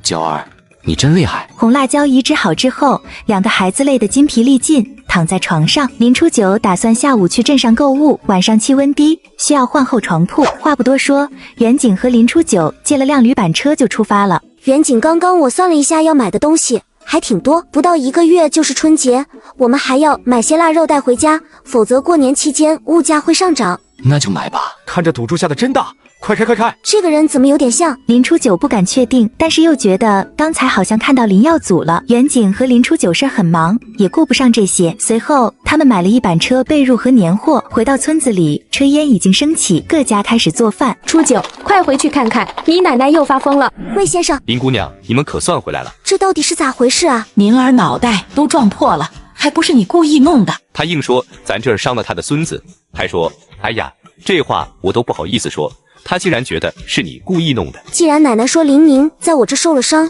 那咱们就去一趟，亲自看看林明到底是咋受伤的，咱们跟他面对面，看看林明到底在玩啥花样。这个死丫头竟然敢动我宝贝孙子，今天我一定要她吃不了兜着走。好，你个臭丫头，待会当面对质，我看你还怎么嘴硬。林老太就这么领着林初九一行人浩浩荡荡地杀到了林家，而这场对峙的闹剧当然把林家老爷子也惊动了。他看着眼前这一幕，瞪大了眼睛。我只不过随口撒了个谎，怎么奶奶带了这么多人过来了？我额头上的伤不过是自己从树上摔下来弄的，怎么办？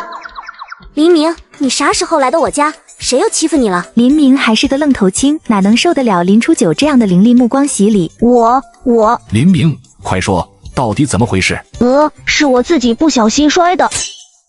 明儿，你不是跟奶说过是人欺负了你吗？是不是这个小丫头片子威胁你，你才不敢讲真话？爹，明儿肯定是受了啥委屈，她还这么小，怎么会说谎呢？好啊，好得很，你们一个个现在都厉害了，我说了不算了。林明都说是自己摔的，你们非要往我头上栽，要是觉得自己头铁，就来试试，看看是你们头硬还是我拳头硬。爹，你这是干嘛呢？爹求你了，好吗？接上集，转眼距离上次林明闹剧20多天了。今天是正月12，而林初九在新年伊始，终于也没有受到林老太的骚扰，过了一个舒心的年。但是好景不长，奶奶，你这是咋了？你爹呢？快让你爹出来！老二，你大哥烫上事了，你要帮你大哥呀！你肯定不缺钱，娘也不问你多要，只要50两银子。这老太婆说话也不怕闪了舌头，张口就是50两，她还觉得要的不多。50两，我这个娘还真敢开口，我和我媳妇1年的工钱还没这个数。你要是不帮你大哥，你大哥就真的完蛋了。完了？为什么这么说？就我大伯林耀祖那个样子，完那也是早晚的事，这正是恶有恶报，只是时候未到，活该。由于今天早上林家就吵得不可开交，不少村里的人都来看热闹，现在也跟着林老太一起来到林初九家门口。是啊，虽然是一家人帮忙也是应该，可是张口就要钱，总得说出个缘故吧。自己儿子赌钱输了这丑事，怎么说得出口？以后还怎么在村里露脸？可不能让那些长舌妇知道。老娘管儿子要钱养老，天经地义，管你们什么事？娘这究竟唱的那出，就我对娘的了解，她可是只要站点里尿都要蒸出来的主。你大哥和人做生意，没想到那个人是个大骗子，结果被骗了，最后还欠了很多钱。做生意那天在赌场看到的那个熟悉的身影，难道是大伯林耀祖？看来做生意是假，叫人撺掇着去赌场才是真。林文山，你要是不给钱，我就撞死在你家门口，反正你也得花钱买我，这钱你总得出。我操！这是什么玩意儿？大房就是亲生的，我难道是捡来的吗？娘为了帮大房就这样逼迫我。奶奶，我就想知道大伯是做的什么生意，要是被人设计，那可得去报官呢。是啊，娘，我想知道大哥到底是在哪里做生意啊？50两，这可不是个小数目。叫你拿你就去拿，你问这么多干嘛？要不是当初你闹着分家，你大哥怎么会想着去做生意补贴家用？还不都是赖你？这钱就该你出。娘，你这……老二，你大哥要是还不上钱，那命就保不住了。你有钱盖新房，没钱给你大哥买命，丧良心的货！就50两银子，你居然说拿不出来，你这是要逼死我呀！说着，林老太就开始坐在地上哭天抢地，拍着大腿。以前只知道埋头干活，怎么没发现作为一母同胞的兄弟，自己和大哥在娘心目中差别这么大？娘，你这不是为难我们一家吗？帮了大伯把家里卖空了，我的孩子怎么办？明明是你的宝贝，难道我的孩子就不是孩子吗？行了，林文山，这就是你对待你亲娘的态度吗？娘，这个忙我帮不了，而50两，我就是砸锅卖铁也凑不够啊。林文山，你今天不给钱，我就赖在地上不走了。钱呢？你救救我，快点救救我！闭嘴！老太婆，你不是说你能想办法筹到钱吗？我们现在是来拿钱的。此时的林老太不敢看他，她畏惧地垂着头，身体也跟着抖了起来。很好，既然没有钱，那就先断你儿子一只脚，再没有就断一只手。老二，你们快点说话呀，总不能眼睁睁地看着老大变成残废吧？这些人身上都带着杀气，肯定做过那些血腥的事，看来来者不善啊。老林家最近都不怎么安宁啊。是啊，这林家老大到底做了什么？怎么这么多人来找麻烦，还要断手？大哥，你到底做什么生意？为什么要断手？生意，这位兄弟，你大哥确实做的一本万利的生意，不过手气有点背。林文山，现在你大哥遇到了困难，你就真的见死不救？奶奶，你这就不对了，50两银子，就算我爹娘把我们3个孩子都卖了，都未必凑齐。就算我们拿出你说的那笔银子，也不过填进了一个无底洞而已。是啊，九儿姑娘说的对，50两，我就是一辈子都存不了这么些钱。是啊，林老二才分家，听说为了盖这新房子，还借了不少钱。现在哪里能拿得出这么多钱啊？今天这钱要是给了，就像扔进无底洞一样，有了第1次，还会有第2次的，绝对不能这样轻易给钱。此时围观的众人得知林耀祖是因为欠了赌账，纷纷为林老两家抱不平。你们都闭嘴！这世上还有这么偏心的娘吗？居然要把自己辛辛苦苦赚来的钱拿去给大哥一家还赌债。老太婆，你倒是抓紧时间，我们可没这么多耐心陪你玩。钱要是再拿不出来，你儿子这手脚可就断了。哟，你得救救我，如果我成了残废，以后谁给您养老送终啊？哎呀，这位爷，给我们家一个机会吧，我这不是正在想办法吗？原来在我娘心里，大哥才是一家人。而林老太这句求情的话，让林文山心中的最后一丝暖意瞬间冷却。二弟，如果我没了手，以后可怎么办呀？你不会让咱娘一把年纪还要照顾我？文山，你如果今天脑子不清楚，我就不能让孩子跟着遭罪。咱们分开过，我带着孩子，就算穷困潦倒，也能挺起腰板过日子。老二媳妇，你这是要我死啊？不是我要逼死娘，分明是娘不给我们活路了。老二，能不能请你帮我这一回，就一回？哥从来没这么求过你，今天跪下求你了。此时的林文山心里像被猫抓似的，左右为难，一边是老婆孩子，一边是手足兄弟。吵死了，你们不用商量了，兄弟们干活，直接断手断脚。就你也要跟我们对着干，也不看看你是哪根葱？我觉得事情还有转机，你何必这操之过急呢？转机？你确定这样还能要到钱？爹，你这是干嘛呢？爹求你了，好吗？老二啊，我求求你了，您行行好行不？爹，不是我不帮，咱家盖房子也欠了不少钱呢。爷爷，大伯的赌债说不定还有办法呢。林初九这话一出，在场的众人纷纷惊讶地看着他。九儿，快说。爷爷，大伯和我爹是一母同胞的亲兄弟，我爹肯定是不忍心看大伯受苦。我们家刚盖了新房子，日子也过得并不宽松。但是这50两就算是借，我和爹娘也会为着大伯去低头求人。只不过我们家与大伯和爷爷奶奶的关系也就到此为止吧。我们可是人，你不会叫九儿把我们当成牲畜来治吧？赌博这玩意，一般人是戒不掉的。我可不想让自己的家人沾上那些没完没了的麻烦。但是想彻底断了这个孽缘，光分家是没有用了，那只能彻底断绝关系了。九儿这孩子平时看着挺老实，但是关键时候还是挺有主意的，说话狠的嘞。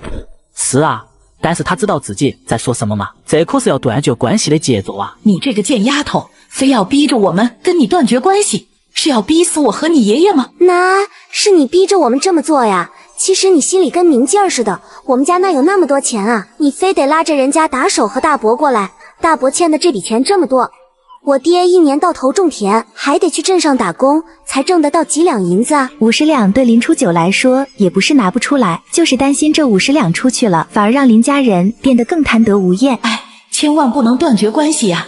要是真不来往了，我以后还怎么从老两家拿东西？老二，你也是这么想的？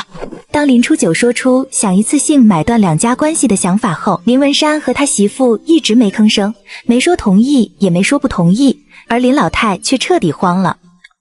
林初九，你这个不孝的东西，丧门星，白眼狼，要不是你，老林家怎么会落到如此地步？还有你们两个狼心狗肺的东西，我一把屎一把尿的把你拉扯大，还给你娶了媳妇，就是为了让你们今天跟我提断绝关系的。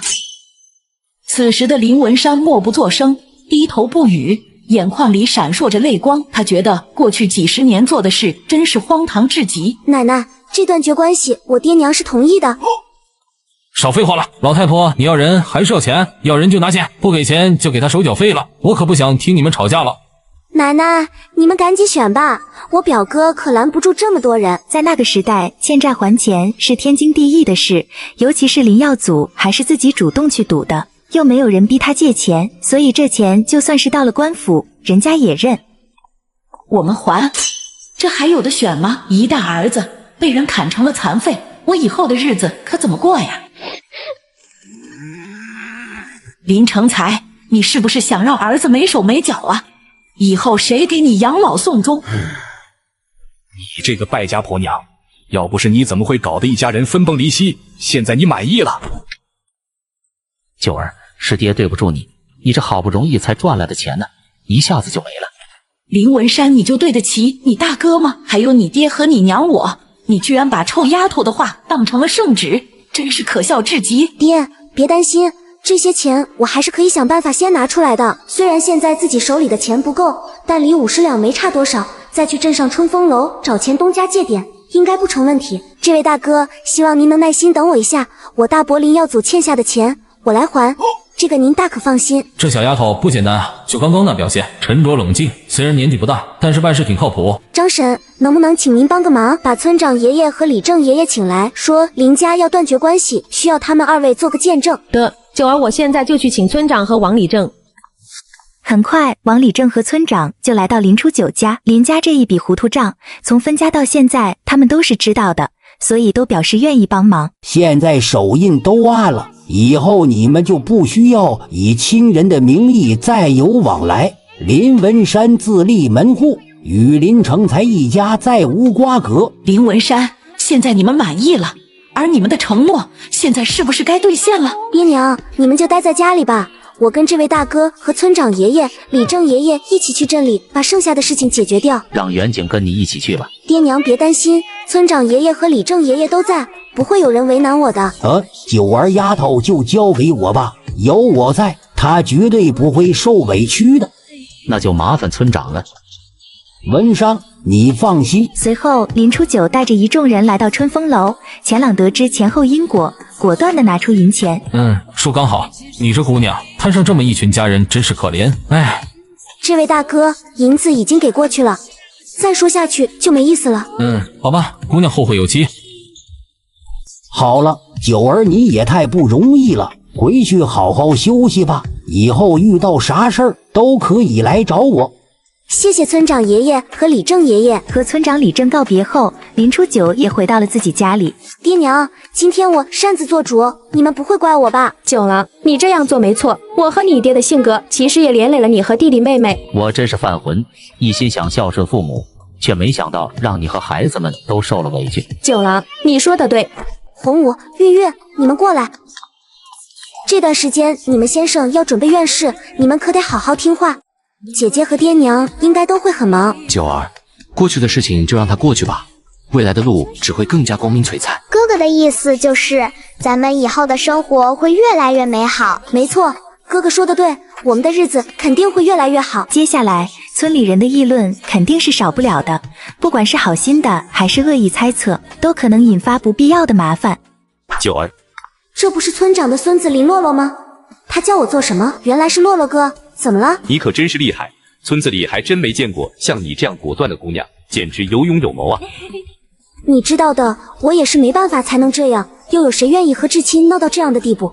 你是要去赵大夫家吧？是啊。接着林初九想了想，从兜里拿出一个小袋子，递给林洛洛。拿来吧你！这是什么？快要春天了，季节变化容易感染风寒，这是我调配的方子，可以增强免疫力，保持身体健康。不过如果你不信任我的医术，那就算了。这几天感染风寒的人特别多，也不知道我研制的这个效果怎么样。今天碰巧遇到了，先让林洛洛试试这个方子的效果。但是林洛洛并不了解林初九的内心想法，他呆呆地看着手上的东西，心跳不由自主地加快。如果你不信任的话，那就不必了。干什么？送出去的东西哪有收回的道理？我相信你，回去我就泡水喝。好吧，那就给你。林初九，你还有事吗？没啥事，你忙你的，我先闪。今天的林洛洛怎么有点奇怪啊？记忆里的他好像不是这么容易脸红的呀。昨天林初九家里闹出来的事，赵松也有听说。现在看林初九过来，他眼里满是心疼。九儿，你过来了。师傅，我看换季了，风寒的病人应该会很多。我过来看看有什么我能帮上忙的。九儿虽然年纪不大，可内心想法比我这个老大夫都要成熟。赵大夫，快来！来得早不如来得巧，你先去帮我看看病人，我喘口气，这里就先交给你了。师傅，这样行吗？九儿，你的医术我是知道的，放心吧。看到林初九坐在诊台上，来看诊的病人都傻眼了。赵大夫，怎么让九儿上来了？我们可是人，你不会叫九儿把我们当成牲畜来治吧？